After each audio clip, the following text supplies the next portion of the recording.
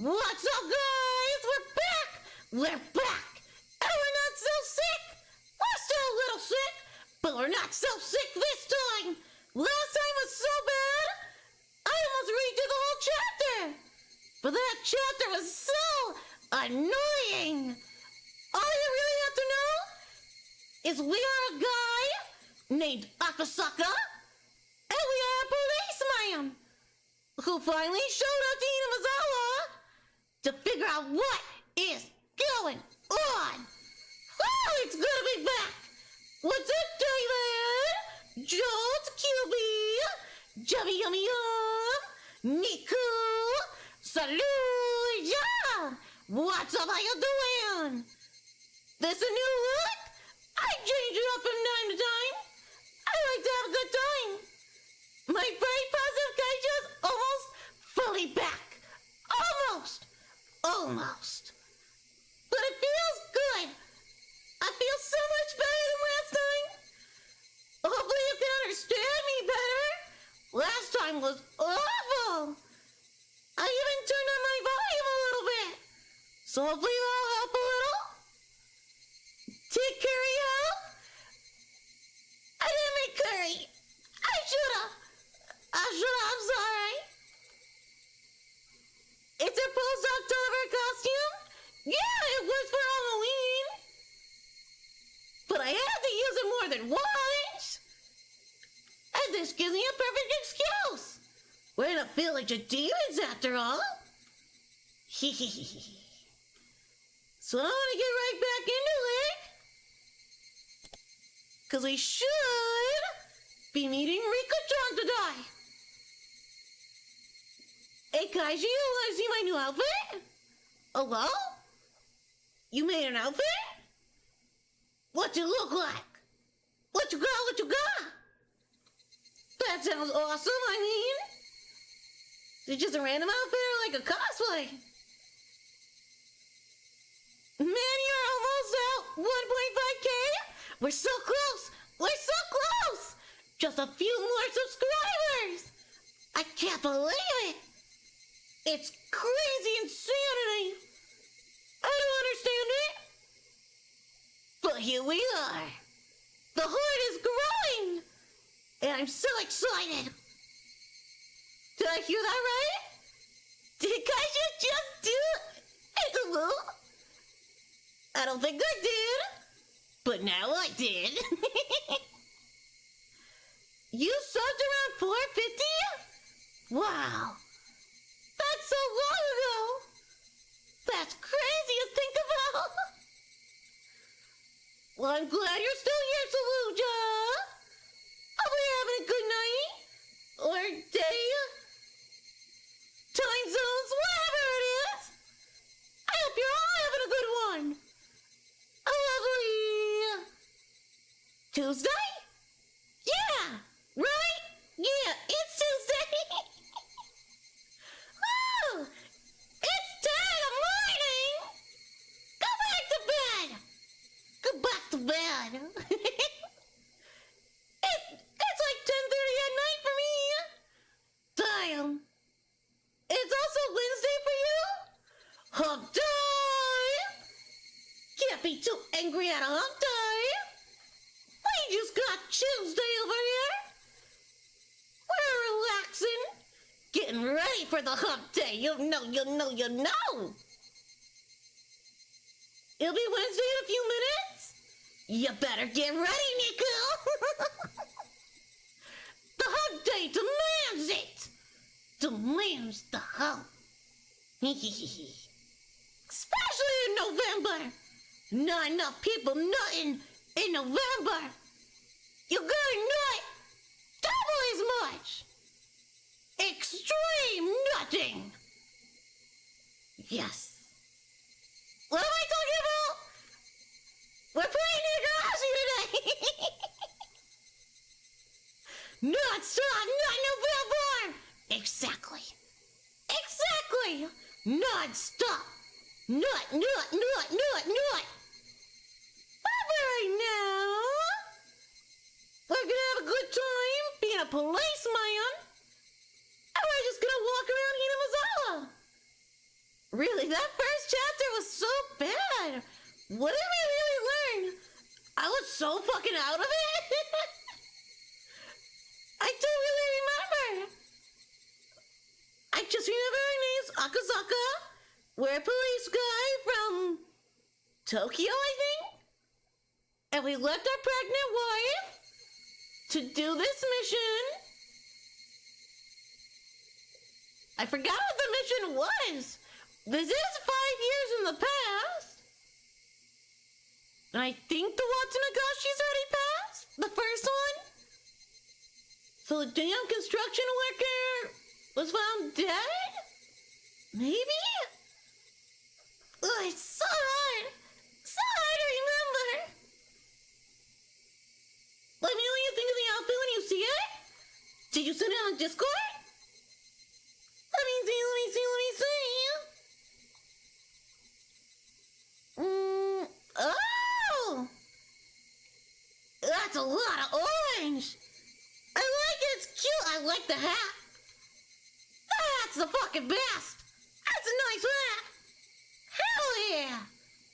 Hell yeah, Nico. Hell yeah. So much orange. It's adorable. What is this game? It's a game. Technically, it's a visual novel. And sometimes there's murder. A lot of times we just talk about food. It's crazy.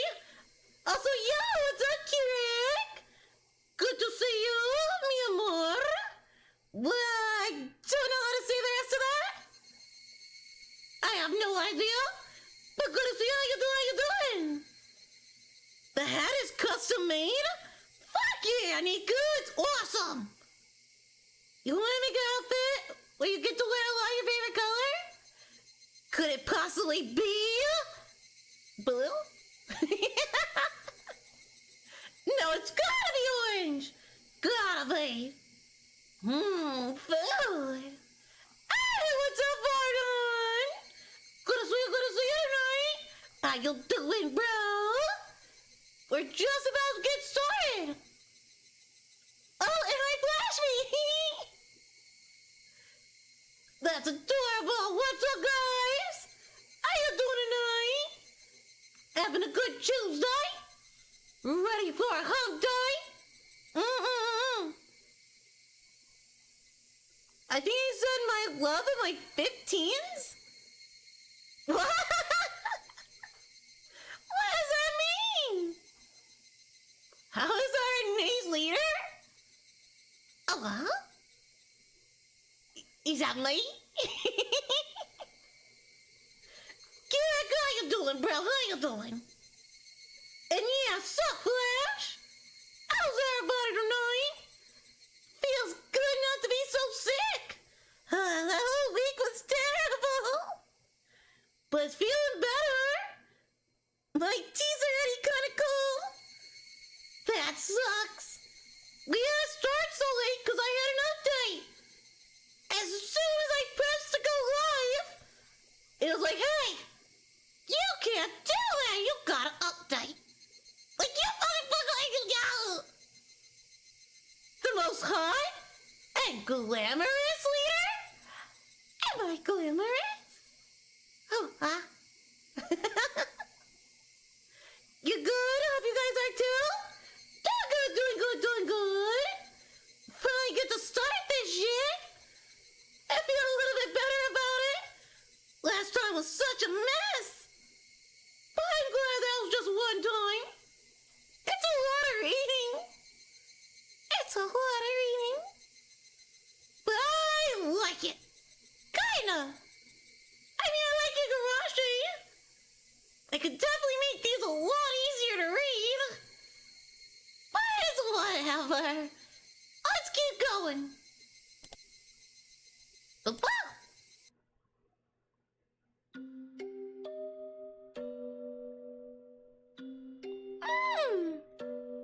I always miss that music. So pretty. But yeah. Waking up in a cheap hotel in the city was by no means pleasant. I remembered even during the long camping trips we had during grade school. I wanted to get home quickly, counting out the days left on my fingers. Waking up this morning, I was somehow reminded of that. Was it a need to be with my wife when she gave birth? A particular type of homesickness? Sure, let's go with that. As a productive member of society, as a public servant bound to fulfill his duties, it was pathetic indeed. Those negative emotions faded as I downed my breakfast, which was surprisingly not half bad. I want breakfast. The meeting with the informant that Oshia had provided would be tonight. Until then, I couldn't just be lazing around. But we could. Oh, the Onigafushi Defense Alliance! The ODA! There's no way I'm gonna keep saying that! Such a long title. But the ODA was protesting the dam's construction in various ways, including in the strategy for improving public relations, which could be categorized into two major forms: combative and peaceful. In regard to the former, as an attempt to keep law enforcement in check, they appealed to the public sympathy by highlighting the oppressive and humane tactics of the police and the brutality of the riot squads. The latter, peaceful, route stressed how precious the natural surroundings of Hinamizawa was, seeking people who would oppose the dam on environmental grounds. As a part of that, the village of Hinamizawa had invited celebrity zoologists and botanists, as well as environmental groups, to advise the nature surrounding the town. To advertise. According to the news, in recent years, there had been a group calling itself Hinamizawa Nature Watching, setting up free sightseeing tours. I would have liked to have taken advantage of the opportunity, and when I called the village administration office, they responded that it was too late to put in an application for the tour, and they were still undecided as to when they'd be doing another one. Damn! I see. So, there's no applications for the time? Too bad. Are you a member of an environmental group? Or maybe somebody from a magazine? No, just here privately. Privately? Then you're a tourist. Something like that? Sure. It's my hobby to take pictures that display how beautiful nature can be. How are we not just, what's Beefcake's name? Judo. Judo. You know who I'm talking about? The beefcake that takes the pictures. It's so bad remembering names. So many of them. I read in a magazine that there are some precious nature reserves here, so I was looking forward to it. I knew there was an article that had something like that written in it, but I hadn't actually read it. Base. Was this ad-lib lie not gonna work? However, contrary to my expectations, the person I was speaking to laughed happily. Wahaha! Then come. The village village is a little busy right now, but you're totally welcome here. Wow! Wario! In that case, I'll graciously accept the offer. Thank you. How are you getting around? Car? If that's the case, can I ask you for your license plate number? You think I have that memorized? No, there's no ulterior motive behind that. Wow! That makes me feel like there is. That's probably related to the checkpoints they set up on the way to the village. Oh yeah. If I didn't give them my license plate number, I'd most likely be hindered in various ways. License plate? They're asking some in-depth questions. Yeah, it's private. That's my plate number. How dare you ask for my plate number? Excuse me? At least buy me a drink.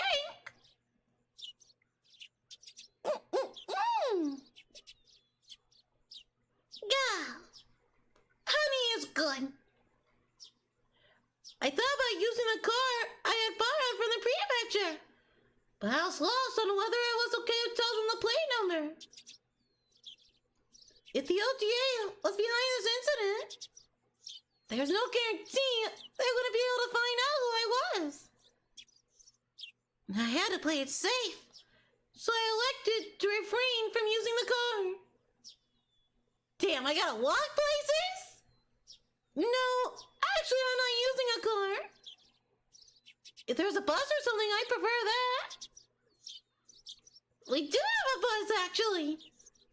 The route is gonna be discontinued soon, though. Well, shit. You can take that. It departs from Okinomiya Station.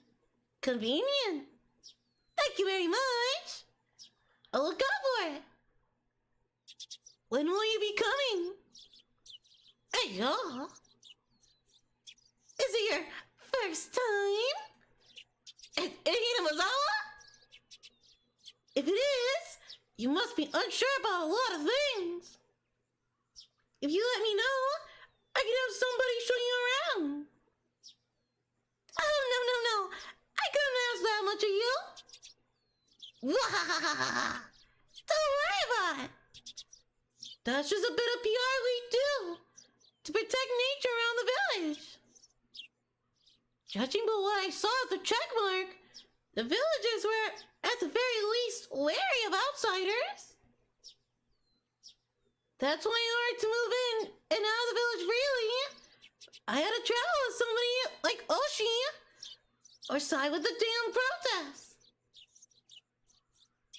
Having an interest in the natural environment surrounding the village, tied into the peaceful type of PR that the village was using, I was offended against having a watchdog attached to me.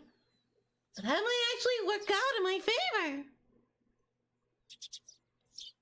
The entire village was fired up about the damn protests, so I might be lucky enough to hear some especially candid opinions from the residents. Given that, there's no real reason for me to refuse their offer. Huh. Is it really alright? If so, that'll really help. After that, I was shown the bus schedule and directed to which bus I should get on. Somebody would come and meet me at the bus stop in the village. After showing me around a spot I take interest in, there was no doubt they'd bring me to somewhere like an anti-dam information center. Then, over a cup of tea, they try and indoctrinate me into accepting their principles and beliefs. Well, if that was their aim, there'd be a lot of freebies involved. Hey, oh. The world's about give and take after all. Oh, yo. I couldn't be in a suit. I pulled some plain clothes out from my travel case and change into something more casual. After that, after going down by watching some local television, I left the hotel and set out for Okinomiya Station. It's time for the illiterate chick club with Kaiju! Shut up, lag! How dare you! How dare you! I'll alliterate your ass! It is just literate.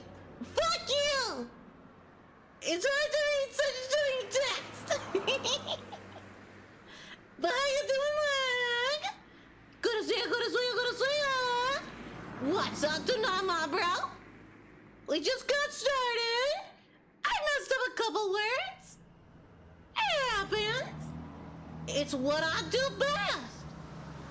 I know. And I don't stop. I'm just an idiot. Yay! Yay! The bus route that I was told would soon be disconnected certainly didn't look that way. There's more than enough trips on the schedule, and the number of passengers was by no means sparse. It was the main link to Okinomiya, the only town in the area. The types of passengers that stood out were orderful. It didn't look like they could drive, and housewives who didn't seem like they had a license. Get your goddamn license! If the area was submerged at the bottom of the lake, it wouldn't matter if there was a bus route. That's why it was gonna be disconnected. Continued in the unnatural scheme of things.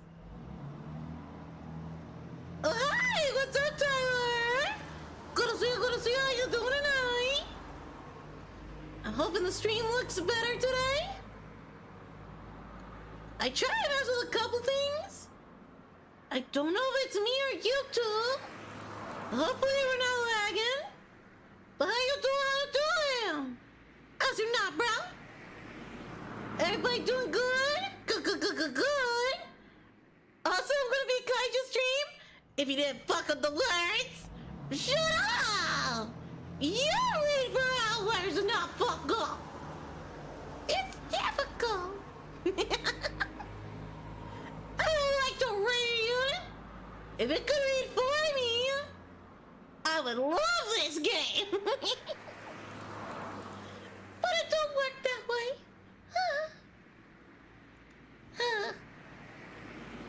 We need more voice acting in games. I don't land it. You see my reading on Subnautica? I don't know why you're talking. Yeah, get fucked. I mean, it's hard. It's hard to keep up. Sometimes I'm not even looking at the sentence. I'll be looking over at chat. I can't help myself. Why, Lay, shut up? Lay, shut up? A lag? Lag boy? Because he's making fun of me. I'm a terrible reader. Leave me alone. Don't pick on me. I'm here for the murder. You should know that by now.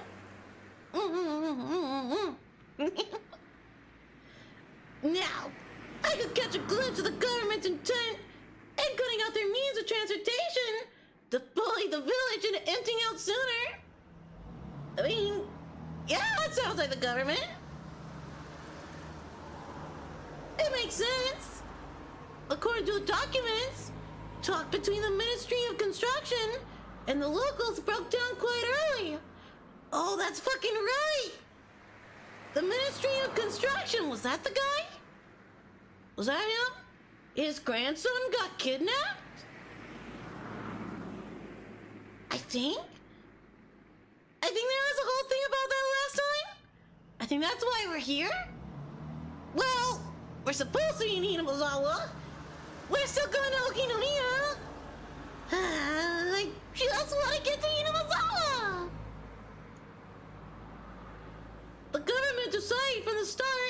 to take an aggressive stance on the matter.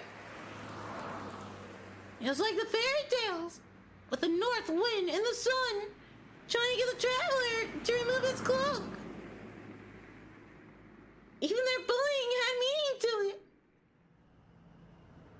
The reason why the ODA resisted so violently was because the government was doing unseemly things like that. Ugh. Now, as someone who lived in Tokyo, so for a village or two out in the boonies like this to be submerged didn't seem like a big deal. I guess for somebody actually living here, it would be a vitally huge problem. Yeah, I would think so. This route will be discontinued on the X of the X. Thank you for your patronage up until this point. We'll look forward to your continued patronage on our other lines. XX Transportation. If you're not gonna name them, just don't say it.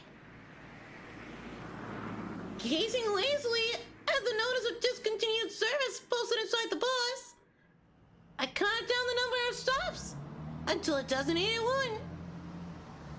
Yeah. Along the way, we passed through the checkpoint before without stopping.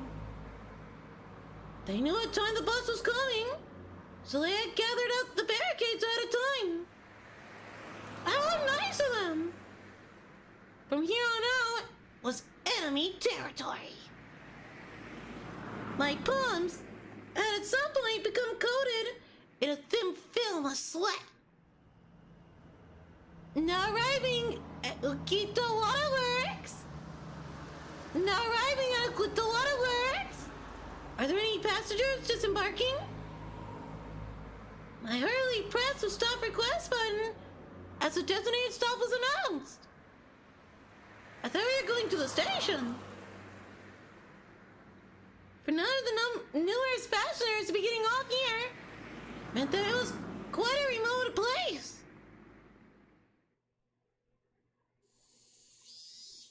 What is Kaiju Girls for? What? I don't know what that means, Tyler. But hi. I got the win. In actuality, the stop I got off was so abnormally run down that I could tell it was barely used. As soon as I stepped out, an intense atmosphere completely different than the interior of the bus assailed my body. Right now, Oshi or Morodai were beside me. Forgot about that guy. That's right. At present, I was alone in the middle of enemy territory. My advisory probably thought I was just an ordinary tourist. Oh, but that was nothing more than a ruse. But if by some mistake my true identity was to be exposed, it brought back the terrifying words I had heard at the prefectural office. That if somebody was attacked and he was all with a knife, there wouldn't be any evidence left behind. I didn't seem suspicious, did I? My clothing was currently casual. It was exactly the type of clothing that a city slicker that viewed the countryside as a wholesome getaway would wear. A camera and a knapsack. Inside were various things needed for hiking. It was still only June. And maybe it was unusual, but the sun was shining down like it already was the middle of summer. The fact that I didn't bring a hat must seem odd. No, it wasn't something to be concerned about.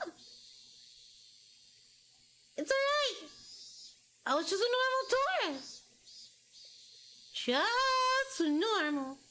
So normally Normal, you say? Yeah. Is there anything suspicious about me? Am I suspicious, guys?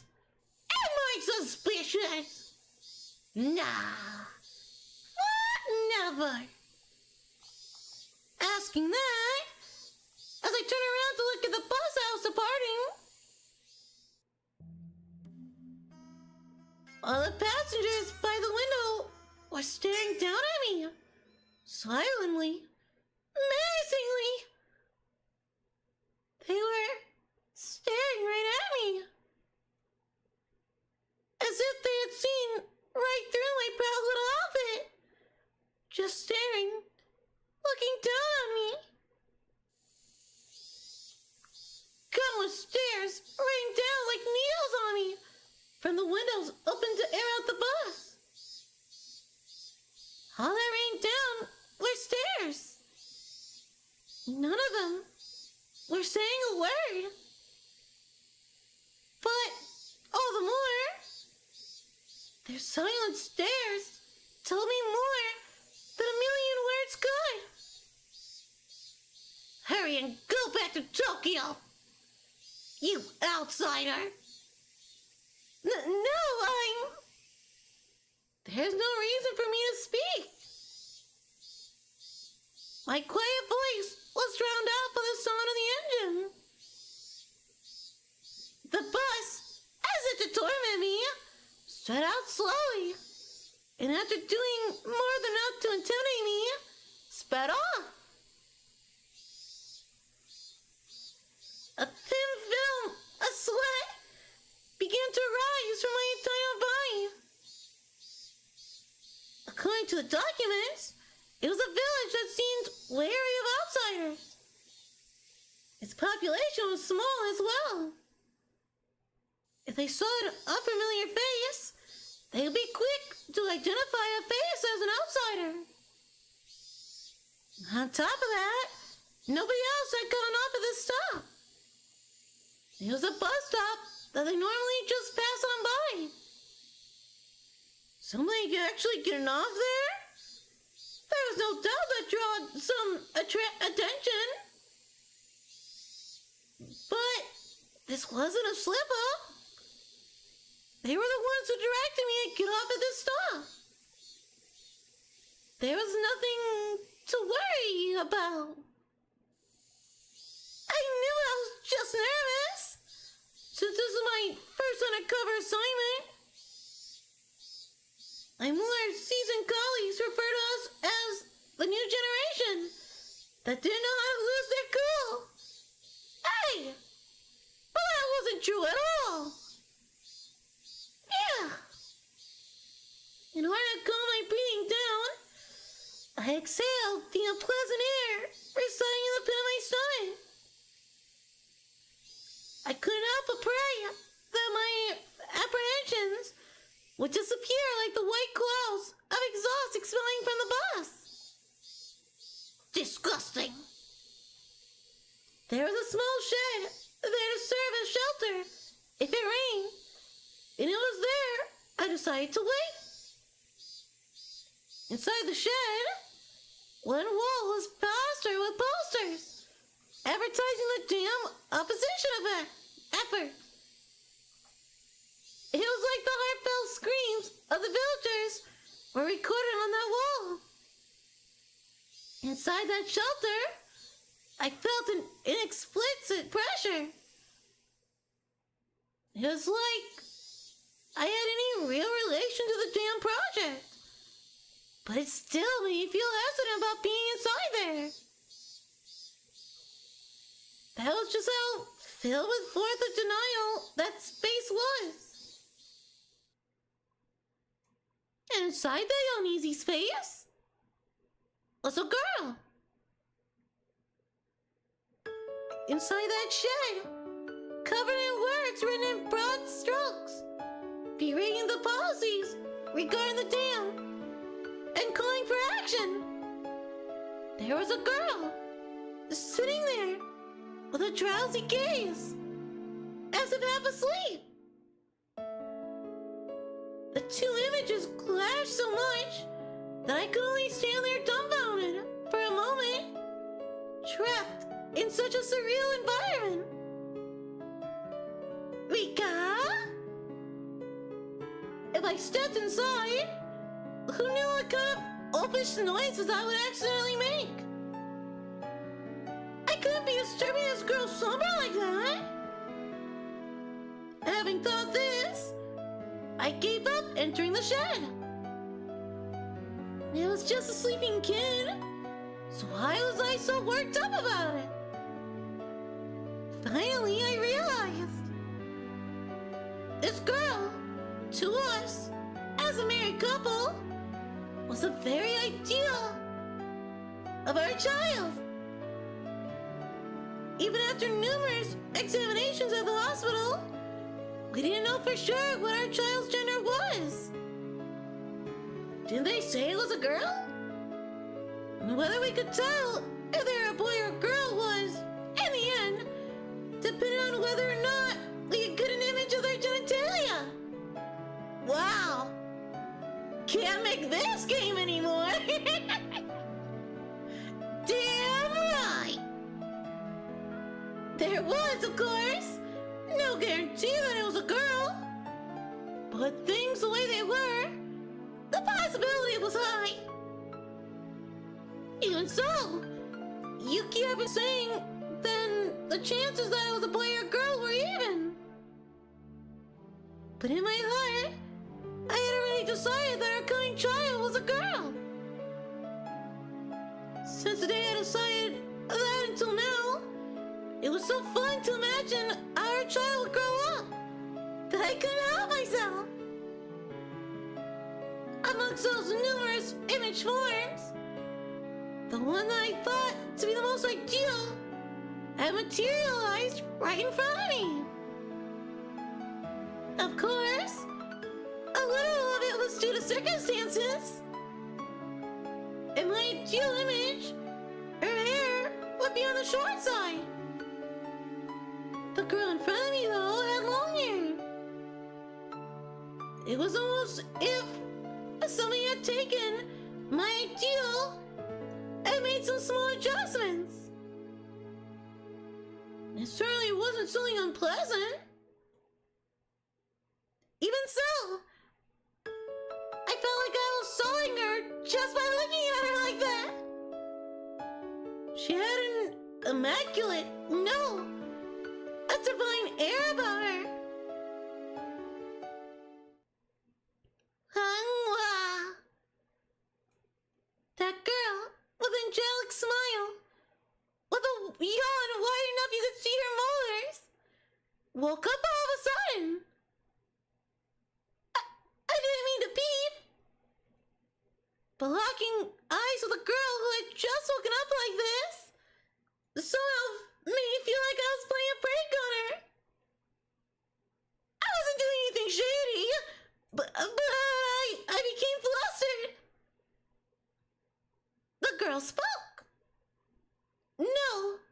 Cried out. Oh no. Me. It's Rika! Rika-chan! Me? Like, that character on the show with the puppets? Was that a heckin' Muppets reference? What? With the orange hair? Bro, what's his name? Is it like Beaker? I don't know Muppets for shit. But I do know that character. He's hilarious. I thought it was just one of those greetings kids do. So in order to prove I wasn't a suspicious person, I responded in kind. Me?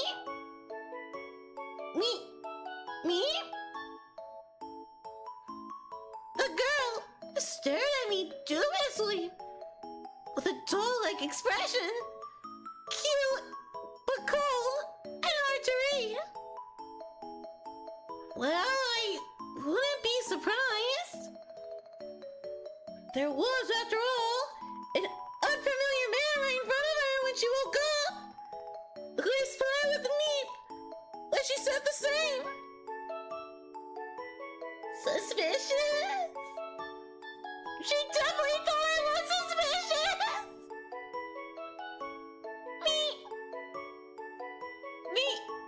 Eve?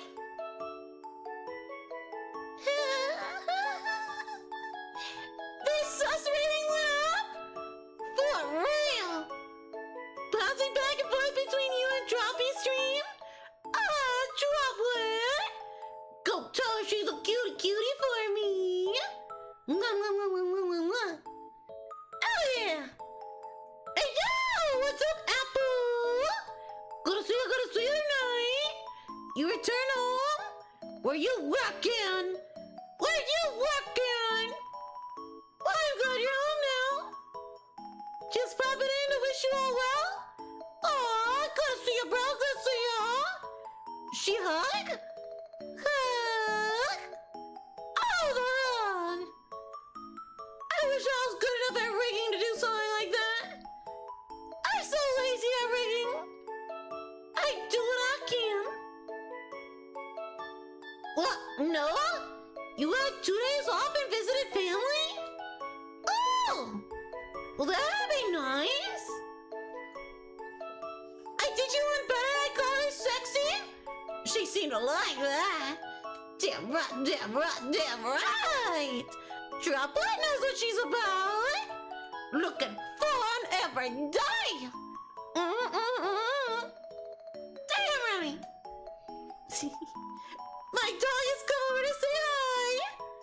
Everybody say hi to Dexter! Come here! Can you sit? Good boy! Are you not good boy? Yes, you are! Dog intermission time!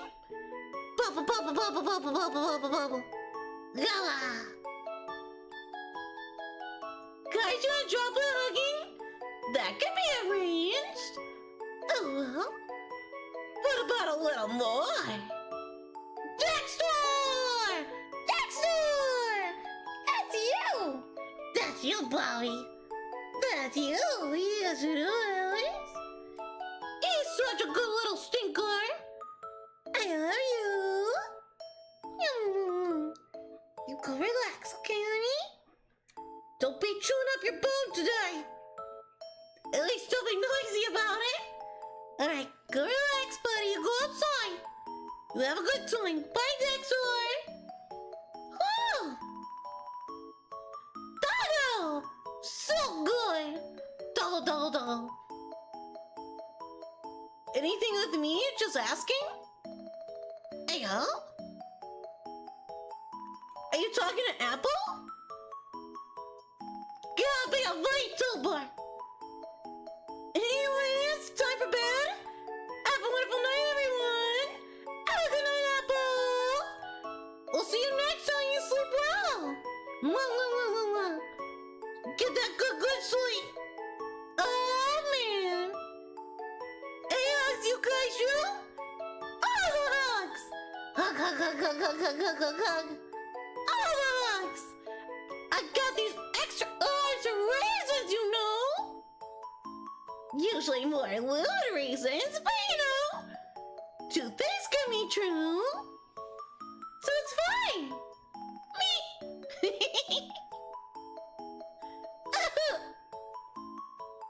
We are both at a loss for words. No, the only one lost was me.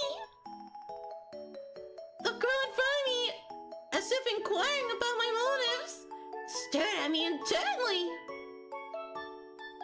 In the silence, I felt like I was the only one to have to say something first. Damn it! This girl was way better at interrogating someone than Oshi. I'm not anyone suspicious. Said nobody that was not suspicious. I'm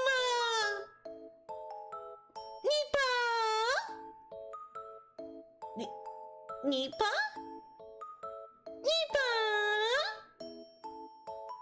What I could only describe as a cold expression suddenly blossomed into a smile.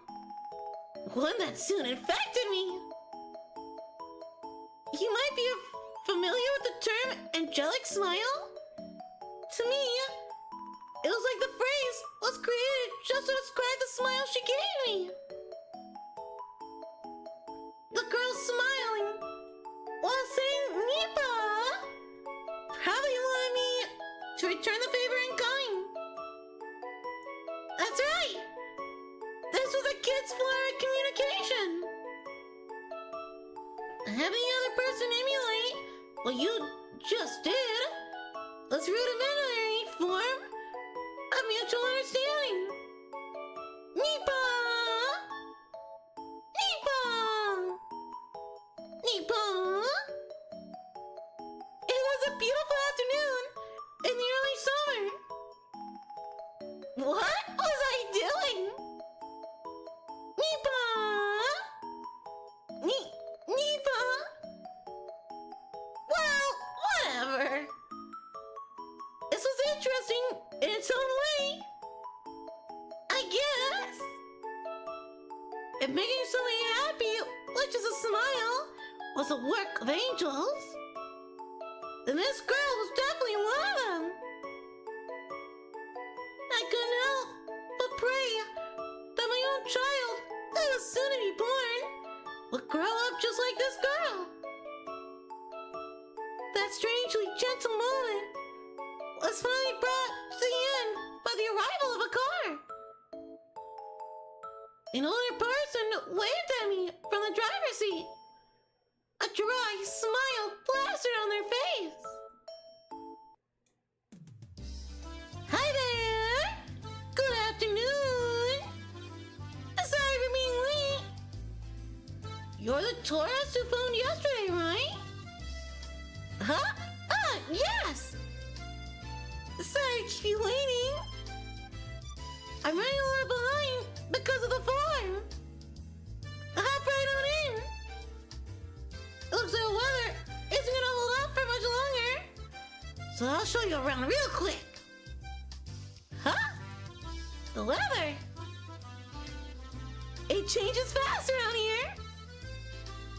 There'll probably be evening showers again today. If that happens, you won't be able to take any pictures.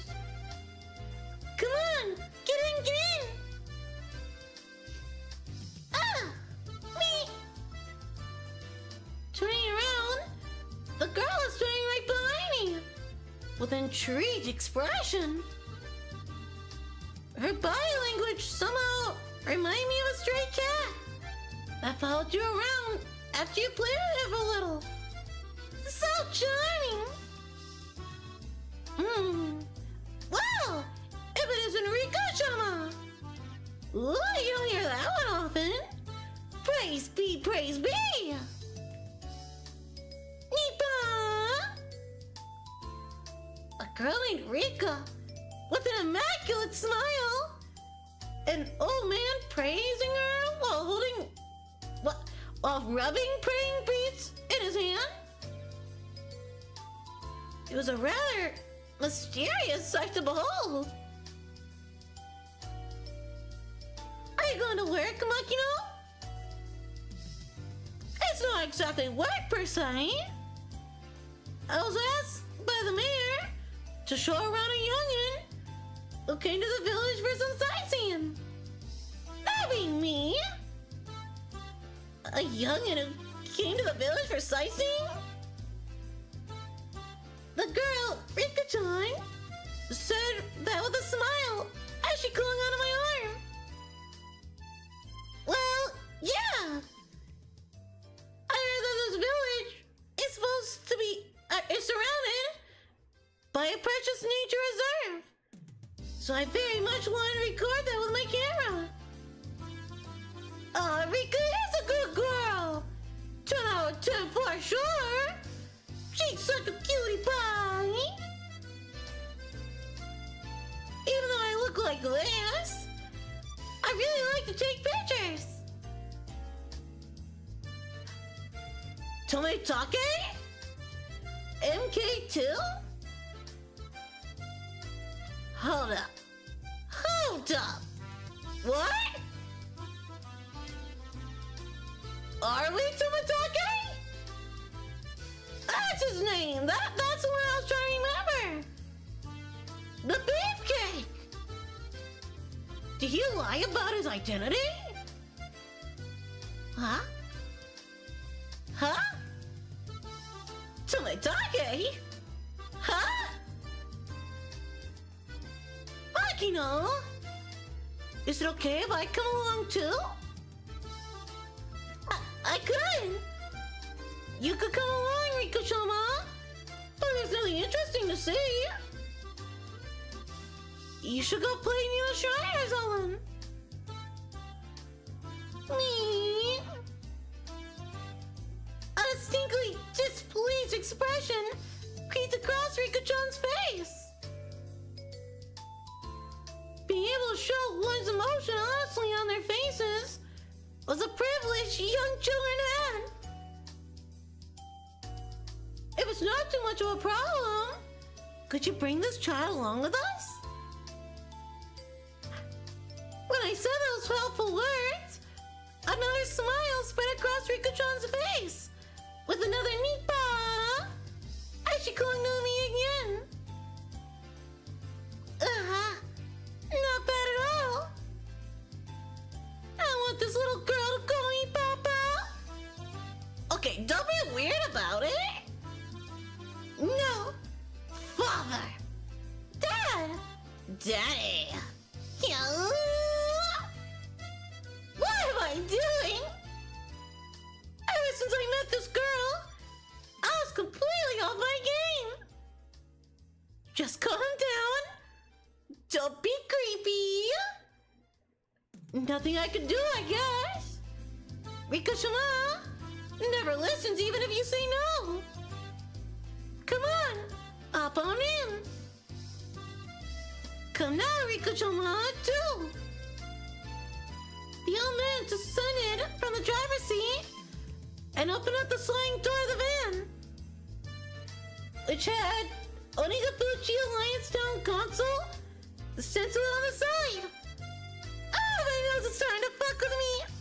Oh, what's up, Patty? Good to see you tonight. How you doing? How you doing? Oh, I hate this time of year, man. It's all good. How you doing, Patty? Hopefully you're having a good night, my dude.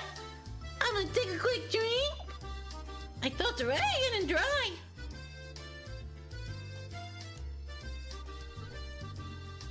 Yeah, there we go. We haven't really done much this chapter yet. We just meet up with Rika-chan. And she's so cute, like always. But that guy did call us Tomitake, didn't he?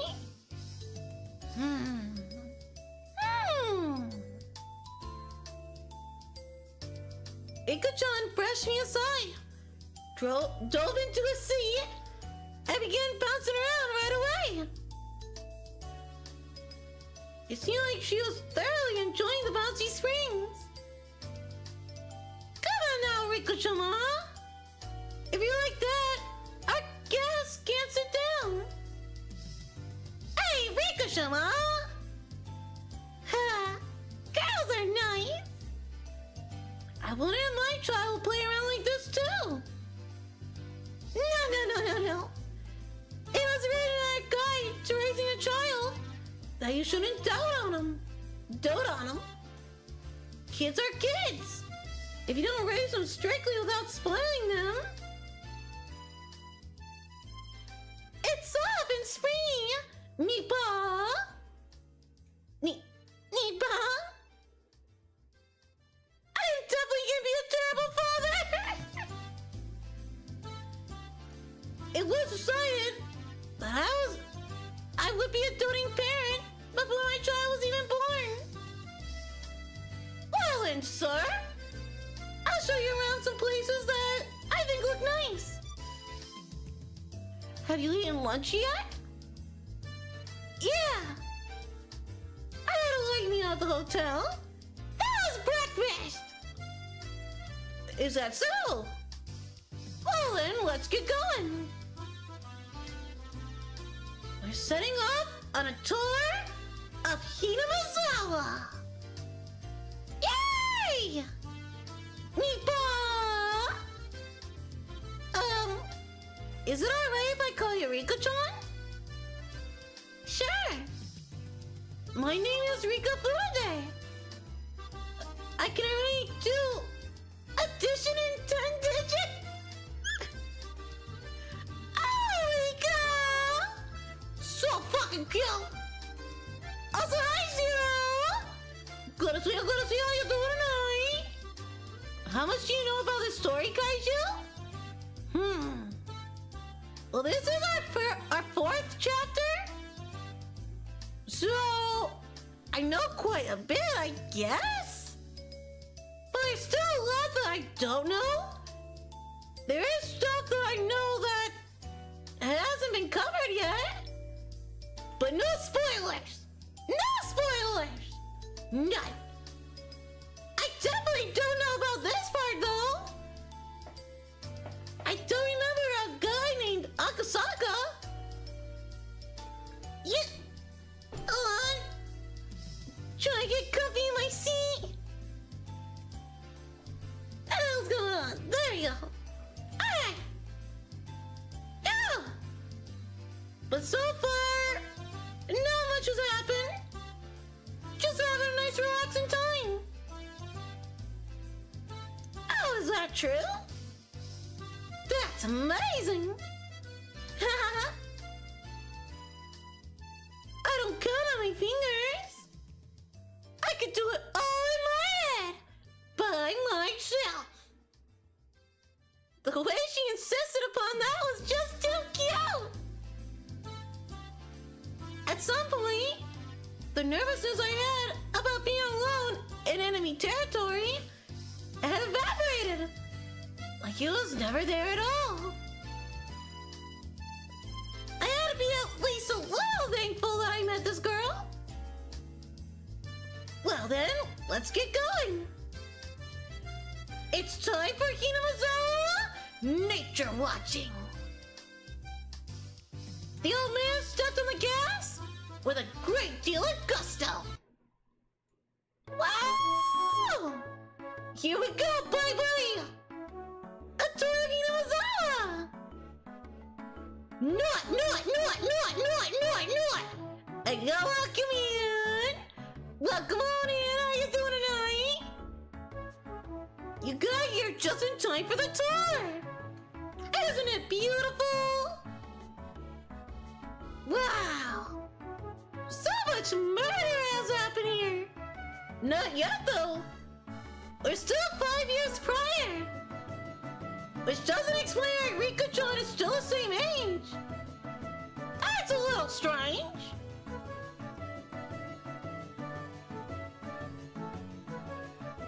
This music is so cute! It's reminding me of Harvest Moon! I miss Harvest Moon! Such a good guy!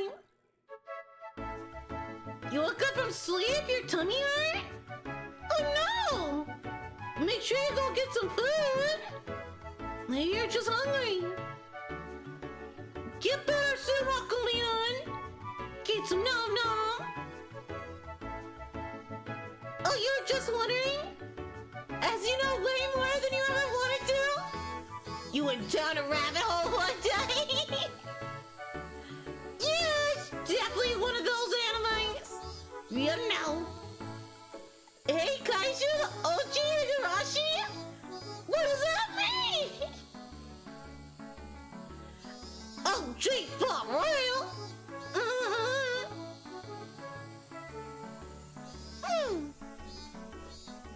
I am Orashiro-sama. It's my...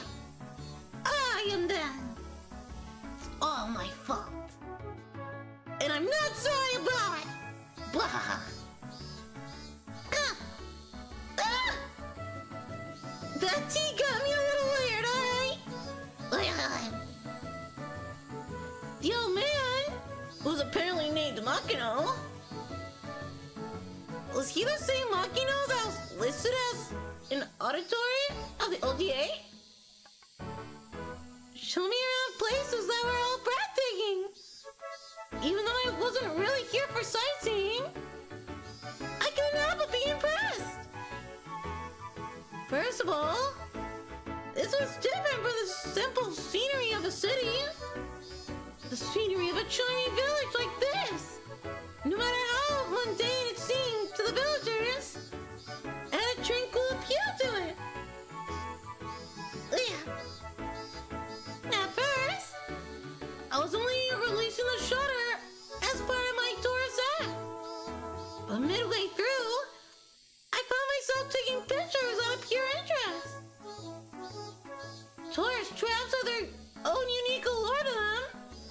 There's nothing like that here. I was especially captivated by the unspoiled nature of the place. If there wasn't a whole uproar over the dam, I would want to bring Yuki here some other time. I wanted her to breathe in the fresh air, as well as have this rejuvenating verdant scenery. Is something like this really that interesting? You're a strange person, Akasaka. No, these cylindrical mailboxes are rare nowadays. They have a certain nostalgic air around them. You wouldn't happen to think they're elegant, would you?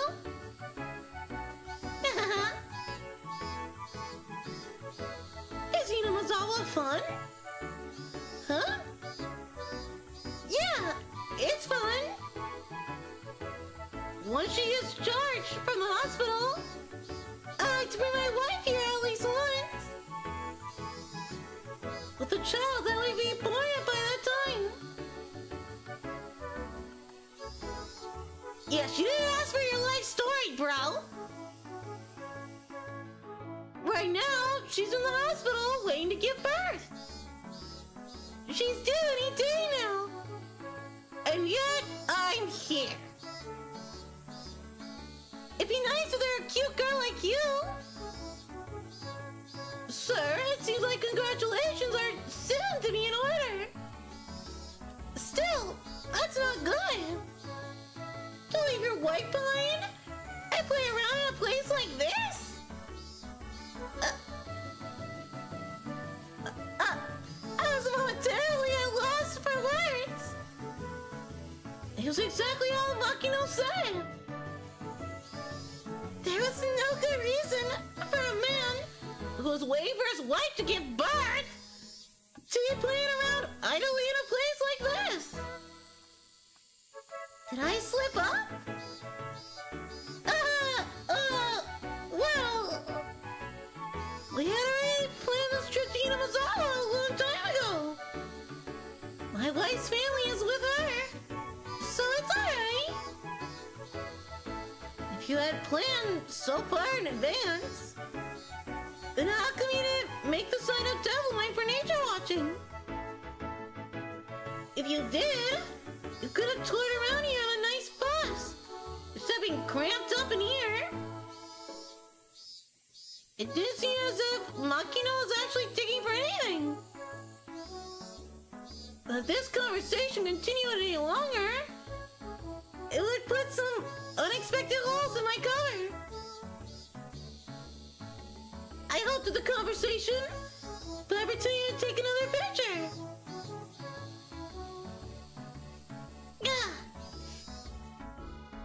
His story is falling apart? He's really bad at it, isn't he? Bye, RIKA. Are you leaving, Tyler? You have a good night, okay? Get that good sleep.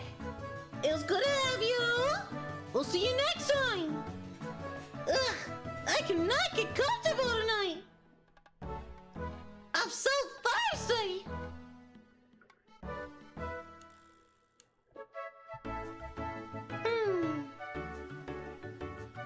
The music is just so nice. Yes? Yes. Have a good night, Tyler. We'll see you later. Well then, for our last stop, I'll take you to the place with the best view. Now, slightly before evening, the sun was still burning brightly, but a cool breeze had begun to mix itself into the air. It seemed like my exploration of Himatsubushi with the RIKA was just about done. That was quick. The place with the best view? Well, RIKA, where could it be but the view from around the shrine? Hearing that, RIKA-chan smiled even more. Well, I'll introduce you to my home, Akasaka. Huh? My RIKA-chan's home? You mean... Huh? The shrine! Furude Shrine! Doesn't Akasaka already know that? He memorized a lot of the officials, right? He should know the last name Furude. As soon as she introduced herself, he should have known. There's an observation platform. You can see some real pretty scenery. Furude Shrine? The girl who called Furude Shrine her home, RIKA, if I remember correctly, her full name was RIKA Furude. And Furude was... That's right! One of the three families! Even though the Sonozaki family is said to hold up all the actual power, it was still one of the old houses that held some authority. No, more importantly than that right now was Furude Shrine. If I remember correctly, Oshi had told me within the grounds of the Furude Shrine, there the office of the ODA. And since the land around Furude Shrine are private property, the police couldn't set foot there carelessly. Furude Shrine, or even Oshi couldn't simply set foot into, the main base of operations for the ODA. I had been given the unexpected opportunity to enter there. On my first day, I couldn't have asked for more. I'm looking forward to it. Please, if you would. Well then, let's get there quick. The weather seems to be getting a little iffy. The sky had suddenly became overcast. It wouldn't be odd if it started raining soon. The cicadas, as if trying to finish their daily allotment of chirps before the evening, cried out even fervently. Oh! Yay! We got past the part of the chapter! I really don't know what these mean. Is that like half the chapter? I'm not sure. But the van stopped in the shrine's parking lot. Also parked there were numerous other vans with loudspeakers mounted on top of them as to act as a makeshift propaganda vehicles. On the side of the vehicles were scrolled, "The damn project must be demolished! Defend our homeland to the last! No Oroshiro-sama's anger!" Or a slogan of similar kind. They gave a feeling that, even without using the loudspeakers, they were enough to overwhelm any onlooker. Vertical banners were erected in the various places. The contents of those banners were similar. They were all objections against the dam, or crude There are horizontal banners, placards, and so on and so forth.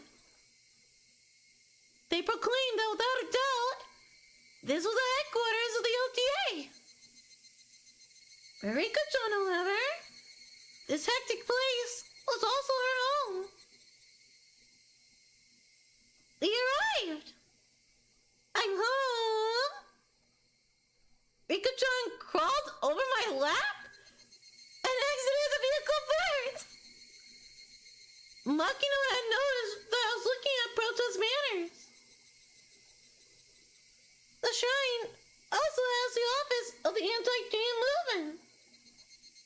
For you, this probably brings back memories of the anti-security treatment complex back in the day? What? Student movements against government policies. Movements that bordered on terrorist activity were at one time commonplace. If only in order to garner global attention. Students holding out in lecture halls, brawling with the riots, squads that charged in. Fuck.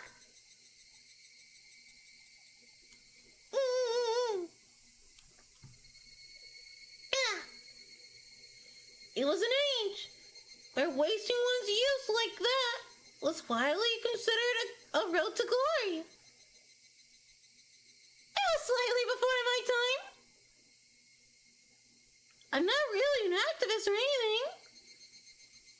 I studied without incident and graduated without incident.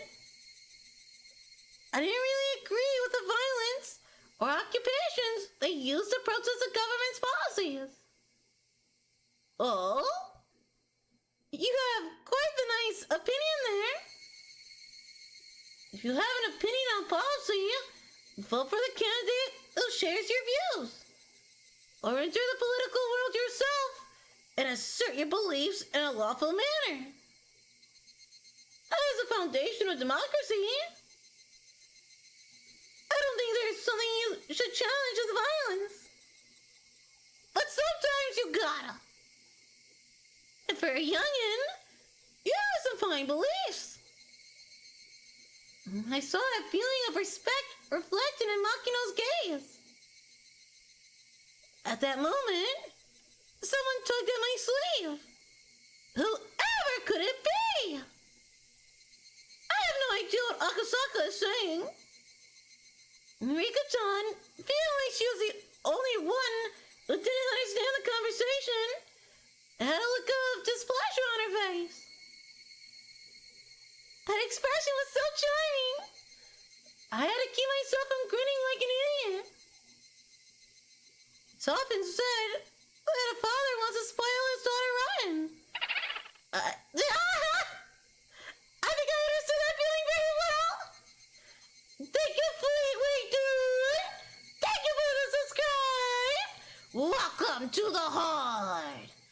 I hope you're having a good night, bro. Thank you, thank you. That's getting us one closer to 1,500. We're so close, we're so close. How many do we need? What? We only need 5 more? Wow! We're so close! That's crazy amazing! Thank you guys, thank you! Appreciate it! Welcome everybody! That's crazy! Well, the reason this game will remain timeless is because the topics within it will always have relevance to life. Gotta love good writing? Sure! You're talking about this game? Good writing?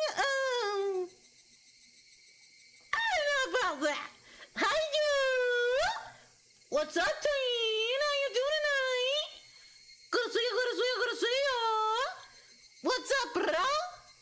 How you doing, how you doing? We have been going for a while, and basically nothing has happened. How's Higurashi do? You feeling okay?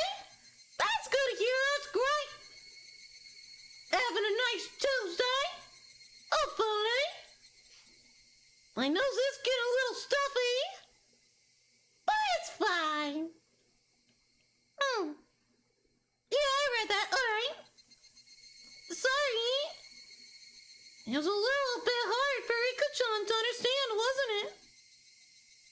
Japan is a peaceful country, so you have to argue your point in a peaceful manner. You shouldn't resort to violence. In other words, no matter how much I explain, a girl was just boasting about being able to carry digits over when adding things probably wouldn't understand.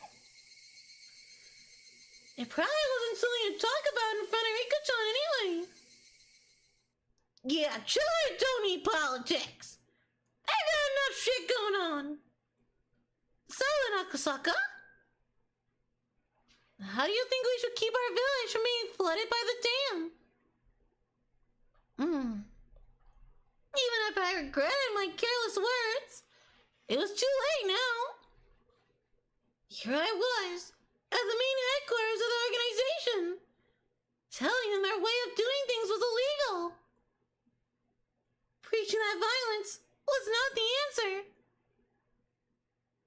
A complicated feeling had mixed itself with the respect to Makino's gaze.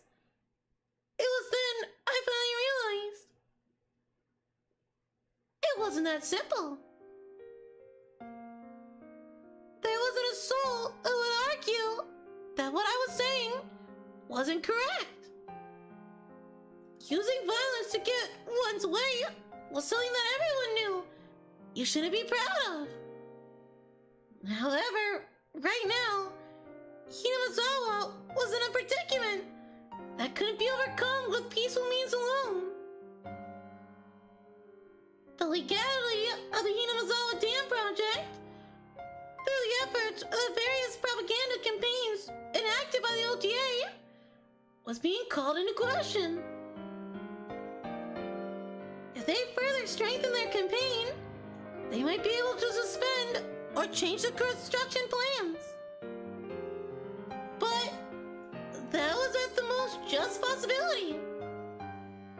If the government proceeded with the construction as planned, it wouldn't be long before this place was at the bottom of a lake. If it wasn't for the unrestrained resistance of the residents in Hinamazawa, this place might already have been underwater. We can't live anywhere else in here. We can't live in the city. The words of this remarkably young girl were all too accurate, carrying with them the screams of the hearts and minds of the residents in Hinamazawa. Of course, there is nothing I could say to respond to that. Oh, hi, Fleetway Dude! I love your model. It reminds you of a politically... a biblically accurate angel! A politically accurate angel! Wow, I've been reading too much! But thank you! Thank you, I worked hard on it! I think it came out pretty well! Thank you so much! I am not politically accurate! Not at all! Biblically accurate? I mean, come find out!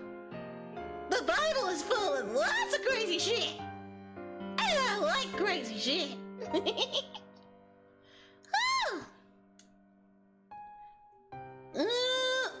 I can only respond to Makino and Rika-chan's heavy words with silence.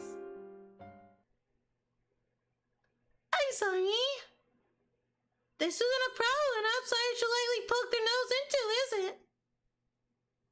I apologize. Makino, unsure about her response for a while, Kamui laughed pointlessly. It's nothing that concerns guests that make their home somewhere else. If you enjoy it here, please tell all your friends that Hinamazawa is a wonderful place. Please. If word spreads to dozens, maybe even hundreds of people, then that ridiculous plan to submerge the place at the foot of a dam will eventually fall apart. He followed that with a small smile and said, "Please don't think much of it." Makino letting me not worry that much really was a stroke of good fortune. Becoming infatuated with the idea of making friends with a little girl had made me completely forget my apprehension at being in an enemy territory. Ugh, sorry. Oh, that was a little bit of dinner. Oh. Being reminded of this, before I was going to step foot into their headquarters, might have been a good thing. If we have this exchange in the middle of their office, if there's a short-tempered youth in there, they might have come at me. Politics. Thinking of how extreme they were. In the worst case, my life could have been in danger. It seemed that I looked quite despondent at that moment. Makino, thinking he had said something wrong, became flustered, trying to think of a way to improve my mood. I was a bit careless just now. I'm very sorry. No, don't worry about that much. The sights you showed me around the village were all beautiful, wonderful places. I really do want to come here one more time. If this beautiful village is going to be submerged at the bottom of a lake, I can understand why you would fight it so desperately. I had somehow managed to use my despondent look to change the topic in my favor. After a bit, Makino had returned to his usual high spirits. It seemed he believed I completely sympathized with his point of view. As you should. You lived in Louisiana when the government built a dam on Lake something and flooded about 2,000 people's property as a result, including yours, with becoming a swamp? What? That shit still happens? Why? I should have played Higurashi. Not now. Let's leave the talk for... Let's leave the talk at that for now. There's a place around here with a really great view. Let's go, Akasaka. Rika-chan, seemingly happy to be free from all the boring and gloomy adult talk, bounded up the stone steps. Bounded? Think they meant bounce? There's no real need to run, but in order to catch up with her, I also darted up the steps. There were several tents belonging to the town council erected on the shrine grounds. Inside the tents were several folding tables and chairs, and a number of the older town council members were liveling things up with chit-chat. They weren't saying anything incendiary. Like the damn project must be destroyed. It was just relaxed, idle chit-chat between local geezers. The normal sort of calming scenery.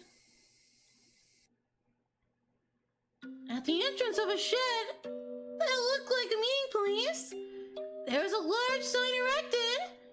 Man, they really like saying erected. With OTA headquarters written in bold brushstrokes. That was their base of operation. To be honest, it was a little bit of a letdown. If you ask what I have been imagining, this was a bit embarrassing. But I had thought it'd be more dramatic. with barbed wire fences and barricades. My first impression of the place, though, was completely different from that. It looked like a simple backwater town hall. Yeah, this guy definitely has an overactive imagination. Damn, boy!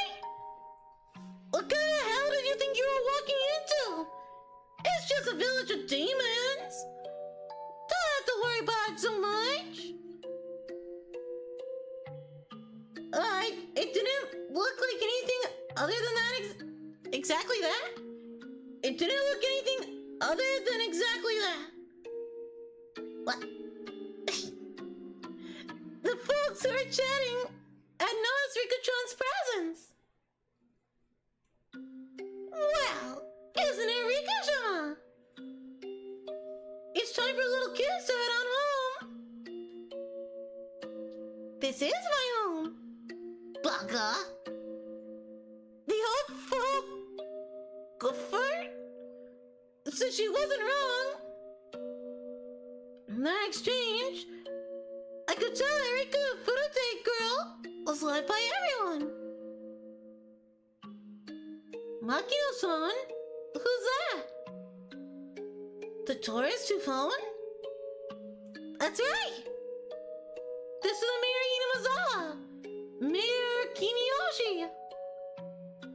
He smiled brightly, but there's no mistaking he'd be scary if he got angry. By the looks of things, this old man was the president of the OTA, none other than Kichiro Kimiyoshi himself. Welcome to Hinamazawa. What do you think? It's a quiet and relaxing place, isn't it? Yeah. I was able to appreciate a multitude of beautiful places throughout the day. I'm thankful for being granted this rare opportunity. Even though you're one of those youngins, you're quite a gentleman. Kichiro, I want to show Akasaka a cool place. Thinking that the formalities between myself and the mayor had gone on too long, Rika-chan put it into the conversation. For her to call the mayor by his first name, I felt like it was a little strange, but none of the villagers seemed to mind. A girl of the Furute household, one of the 3 families. She was probably different than the average villager. She's different! Akasaka! Over here! Rika-chan tugged at my sleeve. Not resisting, I allowed myself to be pulled over. And waiting for me was a magnificent view. Wow! This is amazing! It was an observation deck that looked down the whole village. They, knowing that this was the best view in the entire village, kept quiet as I stood there awestruck. I was holding a camera, but I had completely forgotten to even glance through the viewfinder. This view, no matter what kind of film it was printed on, it wouldn't be able to show everything. If there was a way to explain it, it would only be what I would be able to put into words. It was just some breathtaking, spectacular view that I struggled to find a comparison. For a while, I was left awestruck.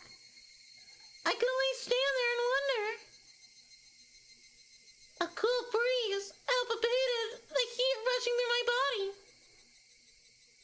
That comfortable sensation also left me speechless. Rika-chan, who had been holding onto my sleeve the entire time, spoke. This is my favorite spot. As she said that, she showed me another adorable smile. That smile seemed very fleeting. If you ask why, that was because a view from her favorite spot would eventually be submerged under the deep green waters of the damn reservoir. I just can't believe that this village is going to end up at the bottom of the lake. And I said it quietly so that only Rika-chan could hear it. I regretted it as soon as I did.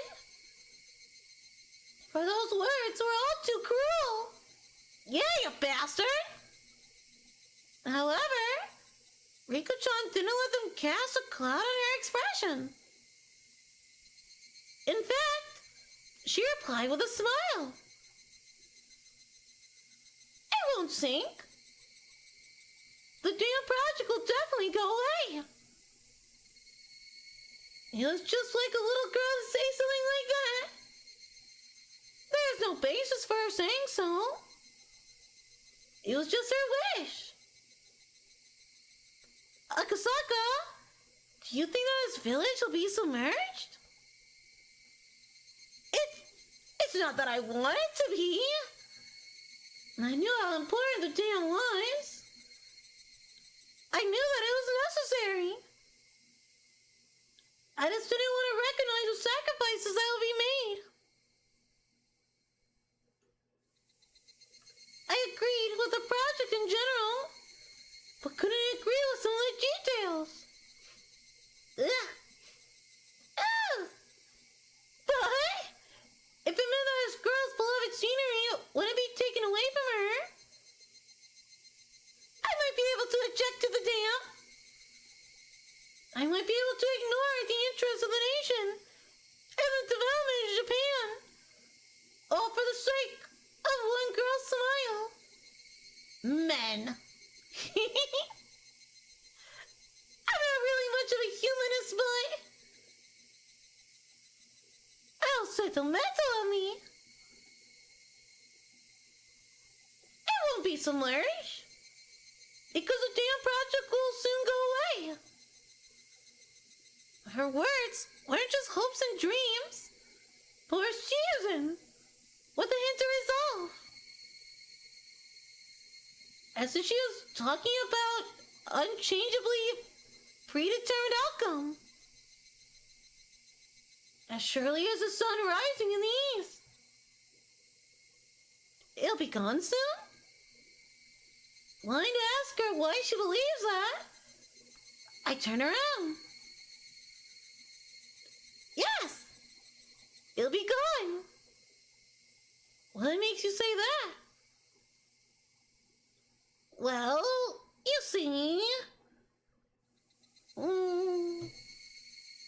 She seemed to want to answer, but as though unable to find the right words, she swallowed back what she was about to say. Regardless of what Akasaka does, the damn project will end this year. It's already been decided. That was a lie? If something like that had already been decided, then the OTA would have no reason to continue existing. From my point of view, it was like they were doing nothing more than throwing themselves into an endless battle. If they knew the damn project was cancelled, it would feel much more relaxed around here. This village, though, could hardly be called relaxed. And for evidence of that, I just had to remember how changed the atmosphere was at the checkpoint or at the bus stop. The villagers, with their misplaced resolve, were still fighting. And this girl, even knowing the villagers' grim resolve, had already decided their victory. The villagers are throwing themselves in this endless war, and this optimistic girl who said they had already won. That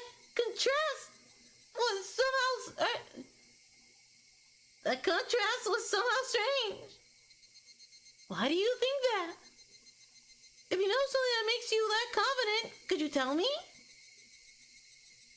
Rika-chan stayed silent for a while, seemingly choosing what to say.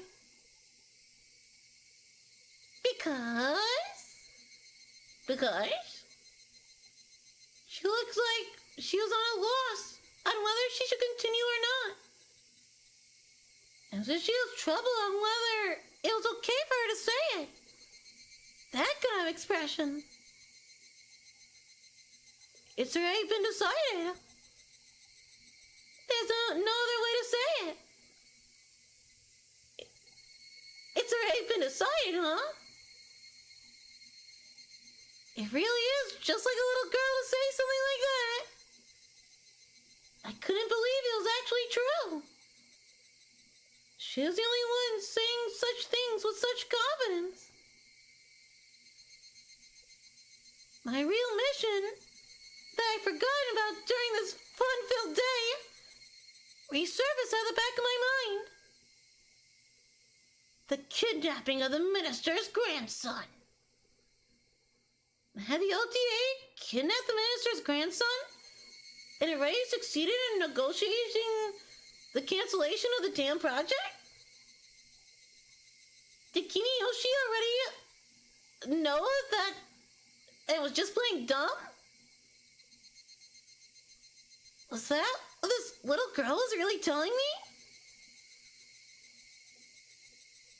Akasaka? The girl called out my name suddenly. What is it? Huh. Go back to Tokyo. Rika? Huh? I wasn't only surprised at the sudden command. Ever since I came to this village, I never once mentioned I was from Tokyo. Well, based on my accent, she might have been able to guess where I was from. What was I getting so worked up over? It was probably the sudden and complete change in her demeanor. You should definitely go back to Tokyo right away. If not, you will woefully regret it. The girl had been holding my sleeve the entire time. She'd been tugging at my sleeve since hurriedly dragging me over to show her this wonderful view. But this was the adorable Rika-chan, who I spent the entire day with. There's no way she could have been replaced with a doppelganger while I was still looking. She had been holding onto my sleeve this entire time. But somehow, this girl was someone other than Rika-chan. She looked like Rika-chan, but she wasn't. She was some girl I had never met before. You've known her for like a couple hours, man. That girl had told me in a different voice that I would eventually regret coming to this village from the bottom of my heart. That would be an incredible, pathetic thing to see. So I thought I'd warn you right now. What? Why would I gonna regret it? Stop whining. I couldn't believe that I was hearing such cold words come from Rika-chan's mouth. I just couldn't believe it. Was someone impersonating her? Using ventriloquism or something?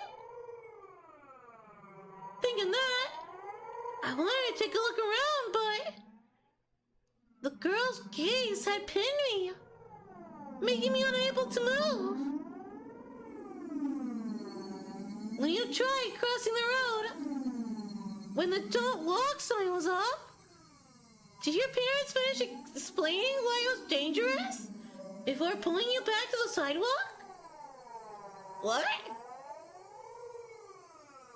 They pulled you right away, wouldn't they? They pulled you back before explaining why it was dangerous, wouldn't they? In other words, it's something like that. The girl I had spent time with, Rika Furude, would not speak like that. She would speak with a cuteness befitting her age, with brief, childless remarks, expressing her emotions honestly. She definitely wouldn't speak such pointed words. I've warned you. Don't get the wrong idea. It's not like I'm saying this because I hate you.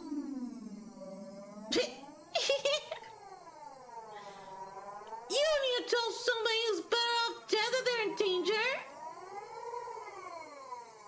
Who are you? You're not Rika-chan. Well, that's a new face. That's so cute. Tee. As soon as I accused her of not being Rika-chan, she let out a strange, quiet giggle. It was a laugh not befitting a child of her age. It was like she was possessed by something. Her change was just that total incomplete. Was Rika-chan being attacked by some terrifying phenomena? That occult idea came to mind without any sort of agitation. Rika-chan is acting strange. Somebody help! Thinking that I yelled that, I turned to where the mayor was. I immediately realized he was looking at us with a smile. That's right. To him, it looked like nothing more than me and Rika-chan fooling around. He didn't notice that there was something terrifying happening to her. Akasaka's such a coward. Tee. This girl had obviously grasped that I was afraid. Noticing that and calling me a coward, she laughed again. That cackling girl, approaching me in a strange manner while still laughing, lost her balance and fell flat on her face. Rika-chan fell down. If it was just a while before, I would have extended a hand to help her without hesitation. But now, extending a hand to this ominous girl who looked like Rika-chan but wasn't, required a bit more courage than I had in the moment.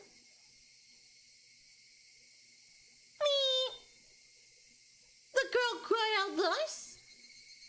She then squirmed upright and dusted herself off. Afterwards, she looked around restlessly as a blank expression crept across her face. You gotta be kidding me. Was she making fun of me? That way of acting. It was as though, after being possessed by something, she had lost her memories of what had happened. You're joking, right? Rika-chan? Me? I don't know if Rika-chan heard me or not. She cried out like that, as if questioning herself. Star. Rika-chan too. Tea's ready. There's some snacks too. So please come and have some. An old lady wearing a smock was waving energetically from the entrance of the office. Hearing that there were snacks, Rika-chan's expression changed. Snacks! Yay! A carefree smile. That was a familiar smile.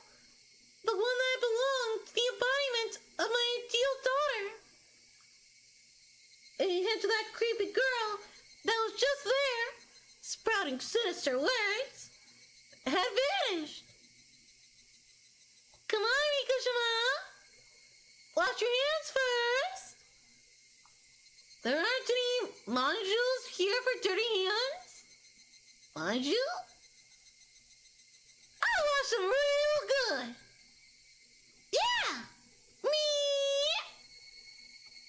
Rika-chan responded with vigor, running off to the washing station that was on the side of the office. She stopped halfway, turning around to call to me. If Asaka doesn't hurry up, I'll eat a share of manju too.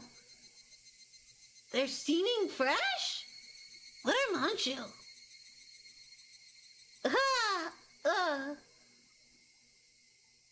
People who don't wash their hands aren't allowed to eat any manju.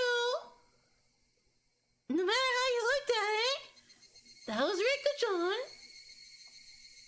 Those words, and the way she said them, no matter how you heard them, they are definitely Rika-chan's. Come on now, Miss Star. You're the adult here, so show her how it's done. The old lady urged me to wash my hands. Without any resistance, I lined up beside Rika-chan at the wash station. Splish splash! I stared at Rika-chan, intent on washing her hands properly, like she had probably learned at school. Me? Did I do something wrong? Huh? By wrong, you mean I'm washing my hands. I only got 4 gold stickers for it? I'm probably bad at washing my hands. You're not doing anything wrong. If you're washing them that carefully, that's more than enough. But it's not, Akasaka. If you don't use a brush to clean out the dirt underneath your fingernails, you won't get a gold sticker.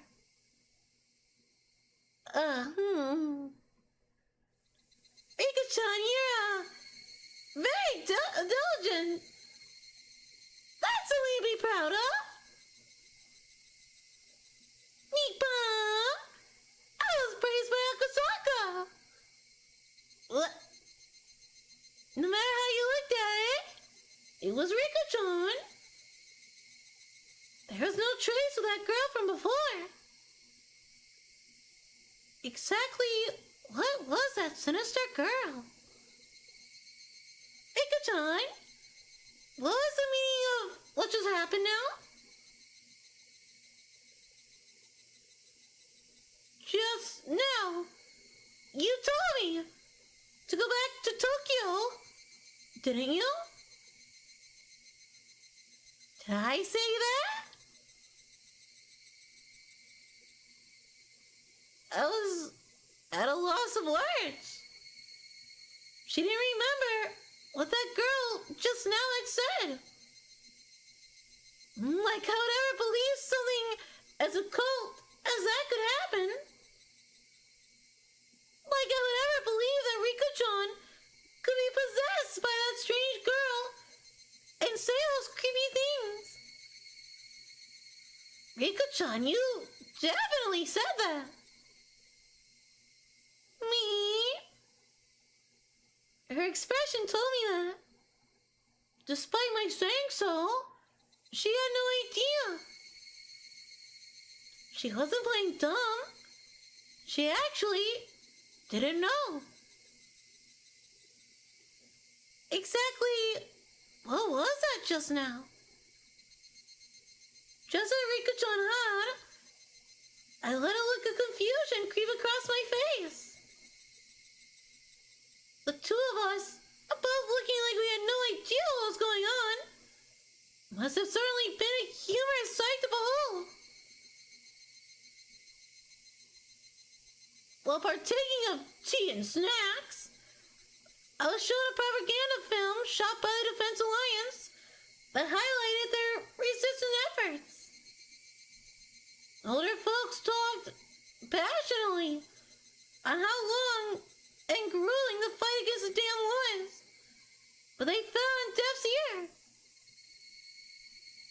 I was transfixed by Rika-chan, who had heard these stories countless times before, and was nodding off.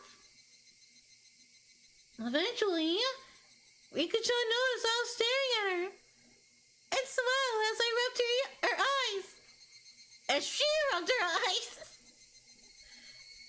That smile was Rika-chan's after all.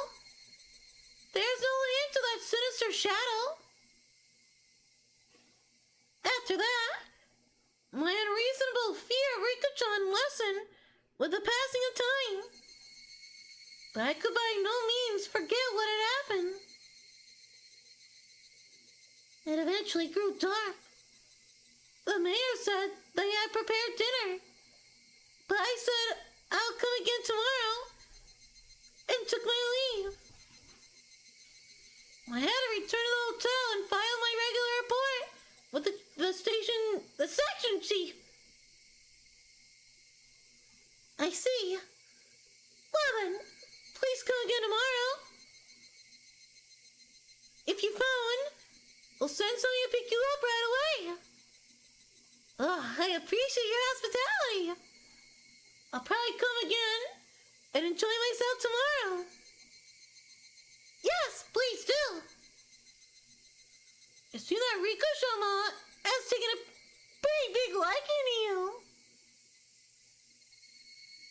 Akasaka, are you coming again tomorrow? I finished after 5th period, so you would come around 3 o'clock? That would make me happy. Please, come again. That pure smile urged me to do so. There wasn't a trace of that evil aura. Depending on what happened next, all that might end up as nothing other than my hallucination. Thinking about it logically, if the daughter of the Fanatic household, one of the 3 families, had taken a liking to me, then this was a strong foothold for my investigation from here on out. It was like a free ticket for a reason to visit Himatsubushi. If only I could treat that little incident as a figment of my imagination, then having this girl who was the embodiment of my ideal daughter grow so attached to me wasn't bad either. I had successfully dove into the belly of the LDA and had the mayor as well as the other important members of the Alliance welcome me with open arms. This was a great turn of events.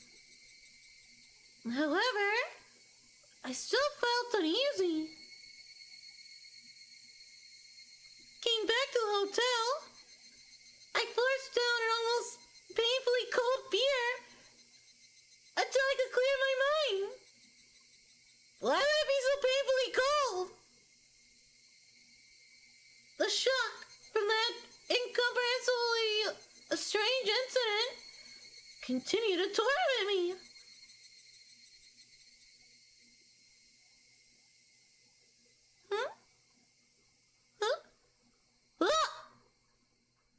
Was that the end of the chapter?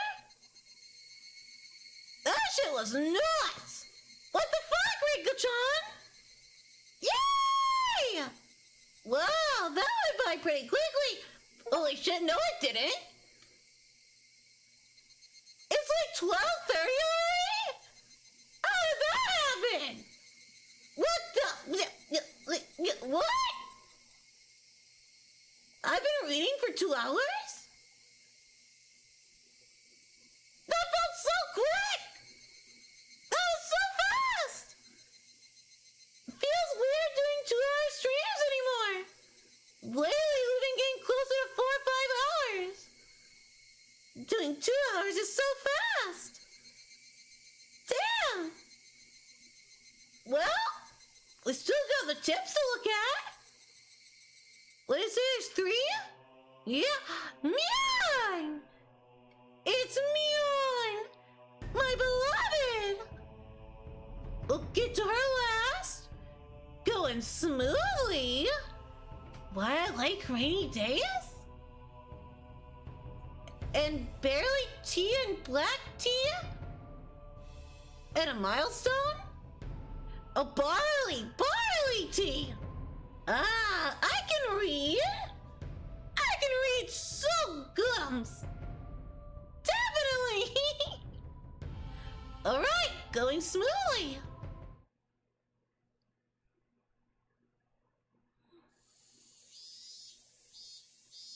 The sound of the car grew closer, followed by the sound of it braking and the engine cut out.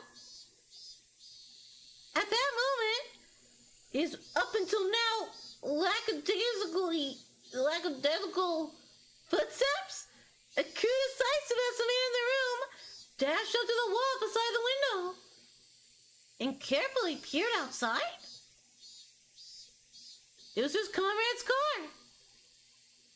Even so, he still didn't relax his guard. And eventually, the sound of footsteps approached the door. Thump, thump, thump, thump. It was the passcode. I'm back. Open the door already. Ah, you must be tired. I'm opening it now. After the locks were undone and the door opened, a man appeared. His arms laden with swollen plastic grocery bags. The bags in his hand had 7 Smart written on them, with bread and milk cartons able to be glimpsed within. The content of those bags were then spread out over a sheet on the floor. I bought some cup noodles, so go boil some more. What's the kid doing? He's been sleeping the entire time. Thank God he's not causing any trouble. He did struggle a bit when he was about to shit himself. Are these the kidnappers? Don't let him crap in his pants. It'd suck if it started smelling like an outhouse in here. Yeah, I know. Check the gag every now and then. We don't want it to get loose, so keep it tight. But not so tight he stops breathing. I said I know. Huh? Didn't I ask you to pick up another can of gas for the portable stove? We're out. You never asked, you idiot. Well, that's one you don't hear anymore. Yeah, definitely the kidnappers. Definitely. God, seriously? Come on, work. Damn it. He ran out of the portable stove as he struggled to get it to light. Seeing that, the man who went to buy the supplies let out a deep sigh. And with a backwards glance at that sight, began to walk to the corner of the room. The kidnapped boy was sprawled out on a sheet that was spread on the floor. Boy, you doing okay? Of course, the man didn't assume the kid was able to hear that question. That's because the boy's ears were plugged, with his eyes and ears thoroughly covered by packing tape. Also, his mouth was gagged with a thin, twisted-up towel. Because of that, the boy was unable to close his mouth properly. His cheeks sticky with his own saliva. Hot. Of course, that wasn't the only reason. Both his arms were tied up tightly behind his back with a leather belt. You seem to be doing okay. At least you're not gonna die. If your grandpa wanted to play tough, we might have to lop off an ear. It'd be great if we don't have to. If the main family says as we do, though tough luck. I can't even imagine what kind of cruel things we'd have us do. The family says not one scratch on them. So it seems to be going well for that time being. The minister is discreetly withdrawing the dam project. The Himatsubushi dam is indefinitely postponed. I wonder when we're letting the boy go. I just want this to be done with already. The main family seems to be engaged on the timing. I don't know when it'll be, but probably soon. Isn't that great, kid? You'll be let go real soon, The man didn't know that their voices were heard by the boy. Hello, Nami. My cat has said hello. And also, hi, Raccoon. Good morning. How you doing, honey, bro? It's good to see ya. Hey, Nami. Kitty girl. Best cat. Itchy nose. The men didn't know their voices were heard by the boy. For him, there's nothing he could do but continue to sleep to escape this harsh reality. More importantly, what are we going to do about the gas? We can't eat the cup noodles raw. If we're out of gas, say something, jeez. Baka? So things are going smoothly. The grandkid is fine, he's alive. It sounds like they're getting what they want. Alright. Now why do I like rented eyes? 'Cause they're lovely, of course.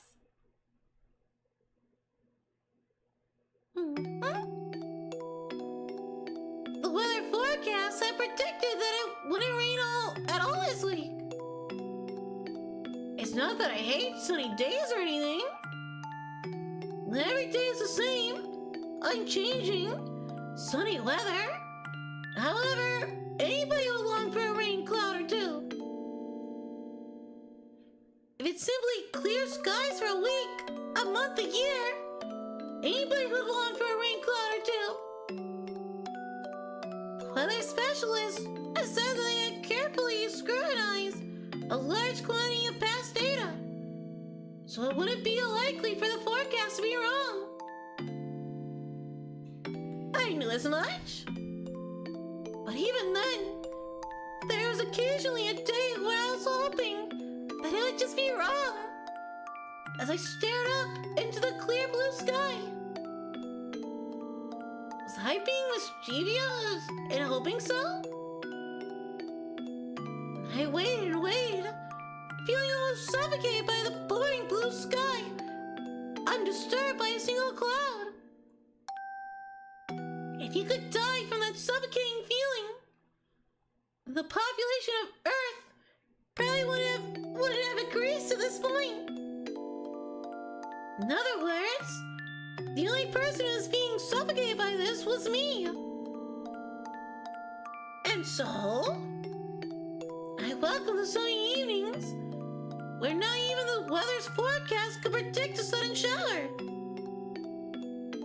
If I were to explain it like this, would you understand a bit more about how I feel? Let's say that tonight's dinner was gonna be curry rice. But when you're called down to the dinner table, what's waiting for you instead was an eggplant and bell pepper stir fry? This is just on your mother's whim, by the way. You'll be delighted by such whimsy. I don't really like eggplants or bell peppers, but still, I'd be delighted. Would you? Would you though? The fact that the pre-established routine of curry rice had been broken would be amazing. Well, that's if you always had it. Then, yeah, of course. But if you're just saying like she changed up the meal one night, I mean, I'd be kind of mad. Like, bro, I was in the mood for curry. Can't just change it on me. Come on, mother.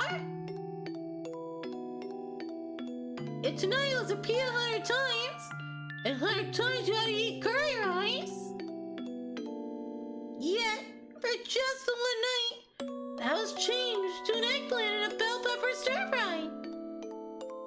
There's no way you could enjoy that chance happening. Okay. I hate pre-established routines. I really hate when things are all decided beforehand. Me too.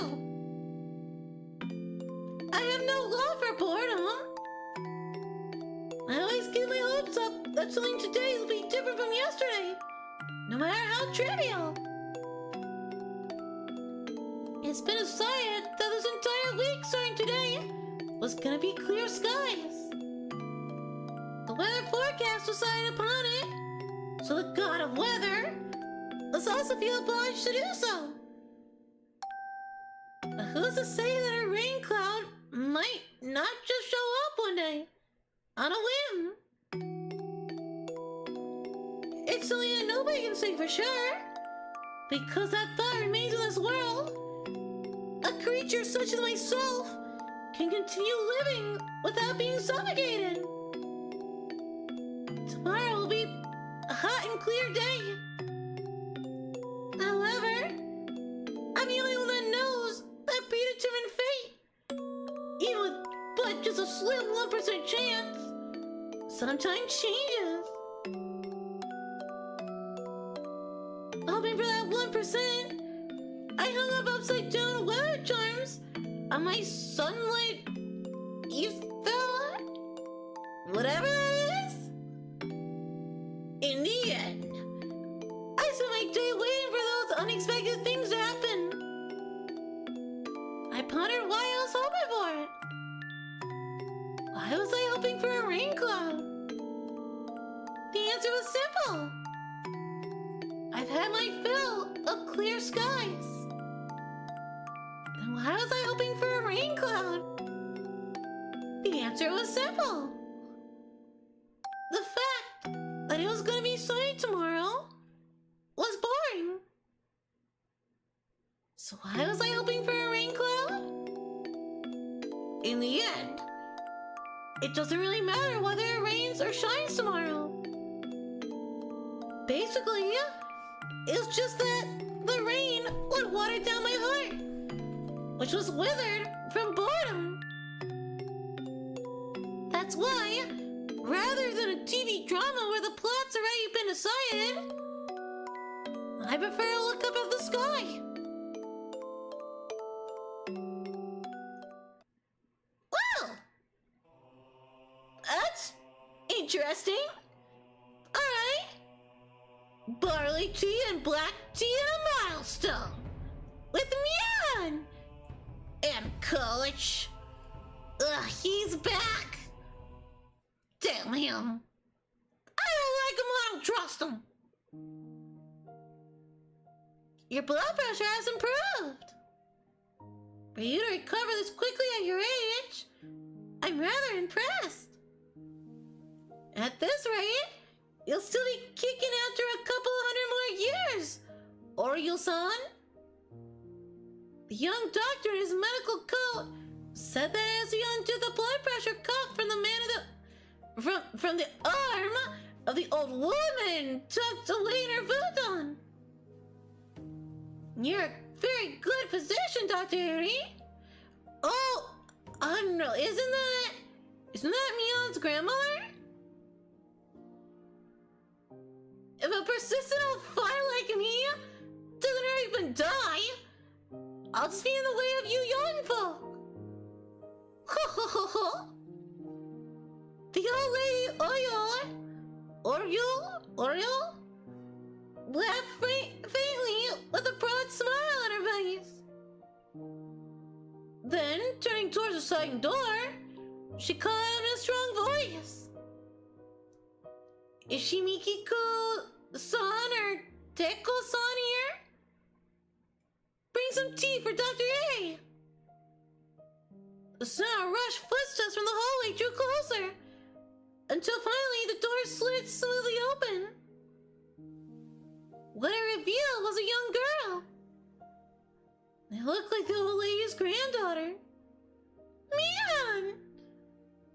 Shimiko-san already left for the day. Do you need something?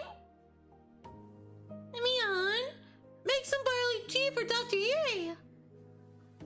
Okay, got it. Did you want some too, Granny? Or would black tea be better? Want lots of milk and sugar? I'll mash it out myself, so you don't have to put any in. Just bring the sugar jar and the milk when you bring the tea. KK! The girl named Mion, after getting a rather uninterested response to her taskmaster of a grandmother, returned to the hallway. Pour the doctor's tea in a cup for all the guests. Make sure you bring a coaster too. Also, make sure to dry the outside of the glass, okay? That's very important. Yeah. You're such a fussy pants. A tired voice wafted a reply down the hall. The apathetic tone of the voice is far from unusual. The old lady let out a weary smile slip across her face as she chided the girl. Jeez, that girl just won't learn. Nothing I ever scold her about sticks. Now, Oreo-san, you don't have to say that. Mion-chan is doing her best in her own way, even though she's so young. Her mother was the same way. Couldn't teach her anything. The apple doesn't fall far from the tree. So, her mother's mother must be exactly the same, no? The old lady burst out laughing. Her expression showed she had to take the comment the wrong way. Dr. Ari?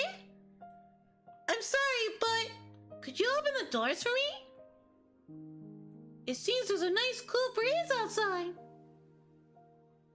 The cool chirping of the Higurashi at some point started leaking through the gaps in the doorway. Yuri stood up and opened the door a bit. A refreshing breeze pushed out the stale air that had built up in the room. It's gotten fairly hot during the day, but the evenings are still rather cool, aren't they? It was almost downright chilly last night. Yeah. Those types of mornings and evenings are another one of Hinabazawa's fine points. Yuri replied with a smile as he returned to sit on the cushion beside someone waiting. And then the two of them, for a little while, soaked in the voice of the Higurashi.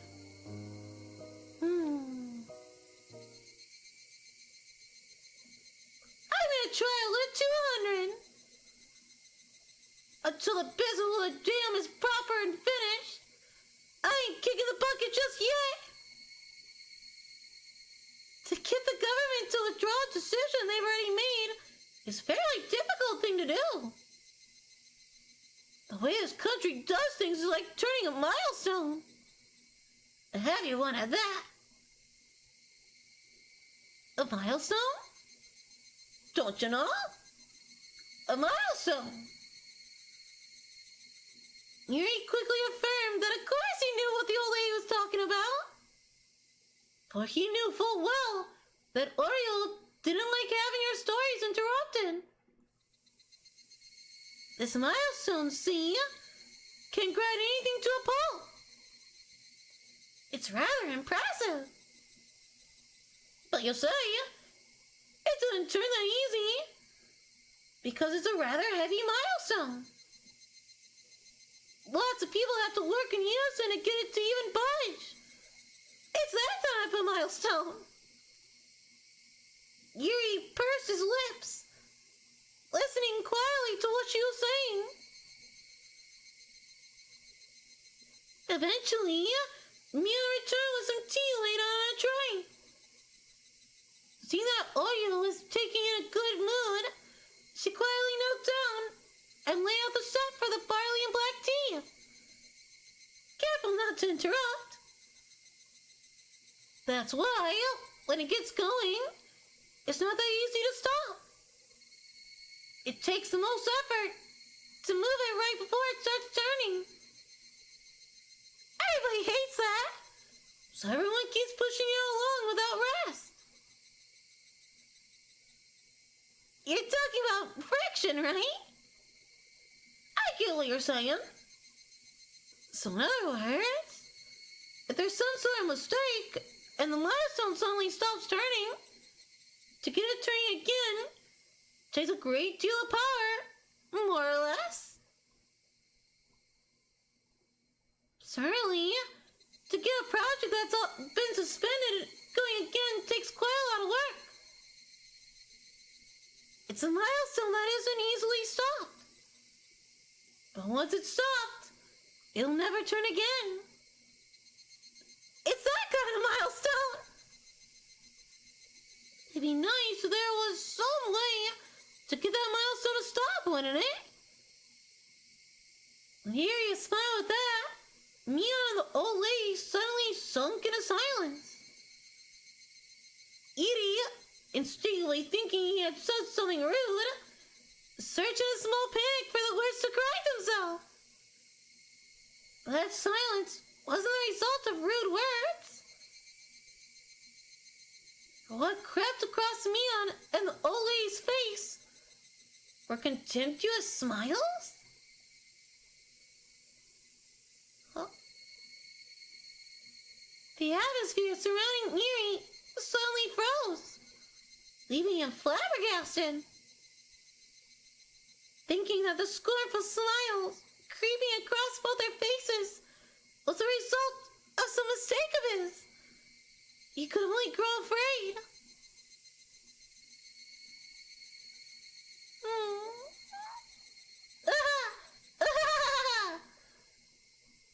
It hadn't been that long at all since he was enveloped in silence. However, unable to stand it, Yuri could only let out a weak laugh. Yuri's laugh eventually spread to Mion and the old lady, not knowing exactly what they were laughing about. Their laughter left a lingering chill. The only ones not laughing were the Higurashi, who continued their simple and unchanging chorus. And they're beautiful. Oh, that's it. That's all the tips tonight. Not too bad. That went really quick. Yay! More Higurashi chirps. Also, hi, Yugami. Good to see how you're doing tonight. Sorry to say this is, the end of the stream already. It did go quick, didn't it? That felt so fast. It's crazy. I can't believe it's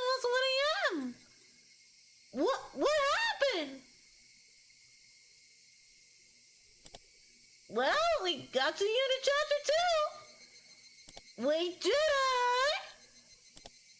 Really doesn't feel like I shouldn't stream, but I should. I probably should. It is getting late. I really don't want to read for another 2 hours. Oh! But that went fast. Why did Rika-chan tell us to get out, though? And why did they mention Tomitake-san? Are we Tomitake-san? But Rika-chan knows our name is Akasaka. Everything's Kaiju. Thanks for being here, Flash Flame. Always good to have you guys. Love to see ya. Now let me go make sure. See if there's anybody we can rate tonight. Ooh, I appreciate the likes, guys. Thank you. Let me check here. Who's streaming? Well, that sounds like fun. We never get to read Glitch. So let's go read Glitch. Looks like she's playing with someone too. Is that the game Quarry? Yeah, the Quarry. Oh, she's playing with a couple people. Oh, nice. Hell yeah. Well, then we'll go over there and we'll show them some love, okay? That sounds like a good way to end the night. Speaking of which, oh, we still need 5 more subscribers. We're so close to 1,500, guys. We're so close. It's crazy. I can't believe it. Nice, Phantom is awesome. Hell yeah. She's a super cutie. She's adorable. So let's go over and give her some love. But after that, you guys make sure to go get some good sleep. You get that good sleep. Don't get sick, guys. I'm still trying to feel a little bit better. I can feel that my nose is a little stuffy this whole time. That sucks. But what you gonna do? Either way, get some good sleep. And I'll see you all next time.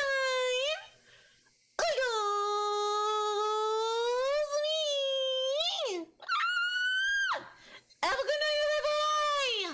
Bye. You have a good day, Raccoon. I'll see you all next time. Bye.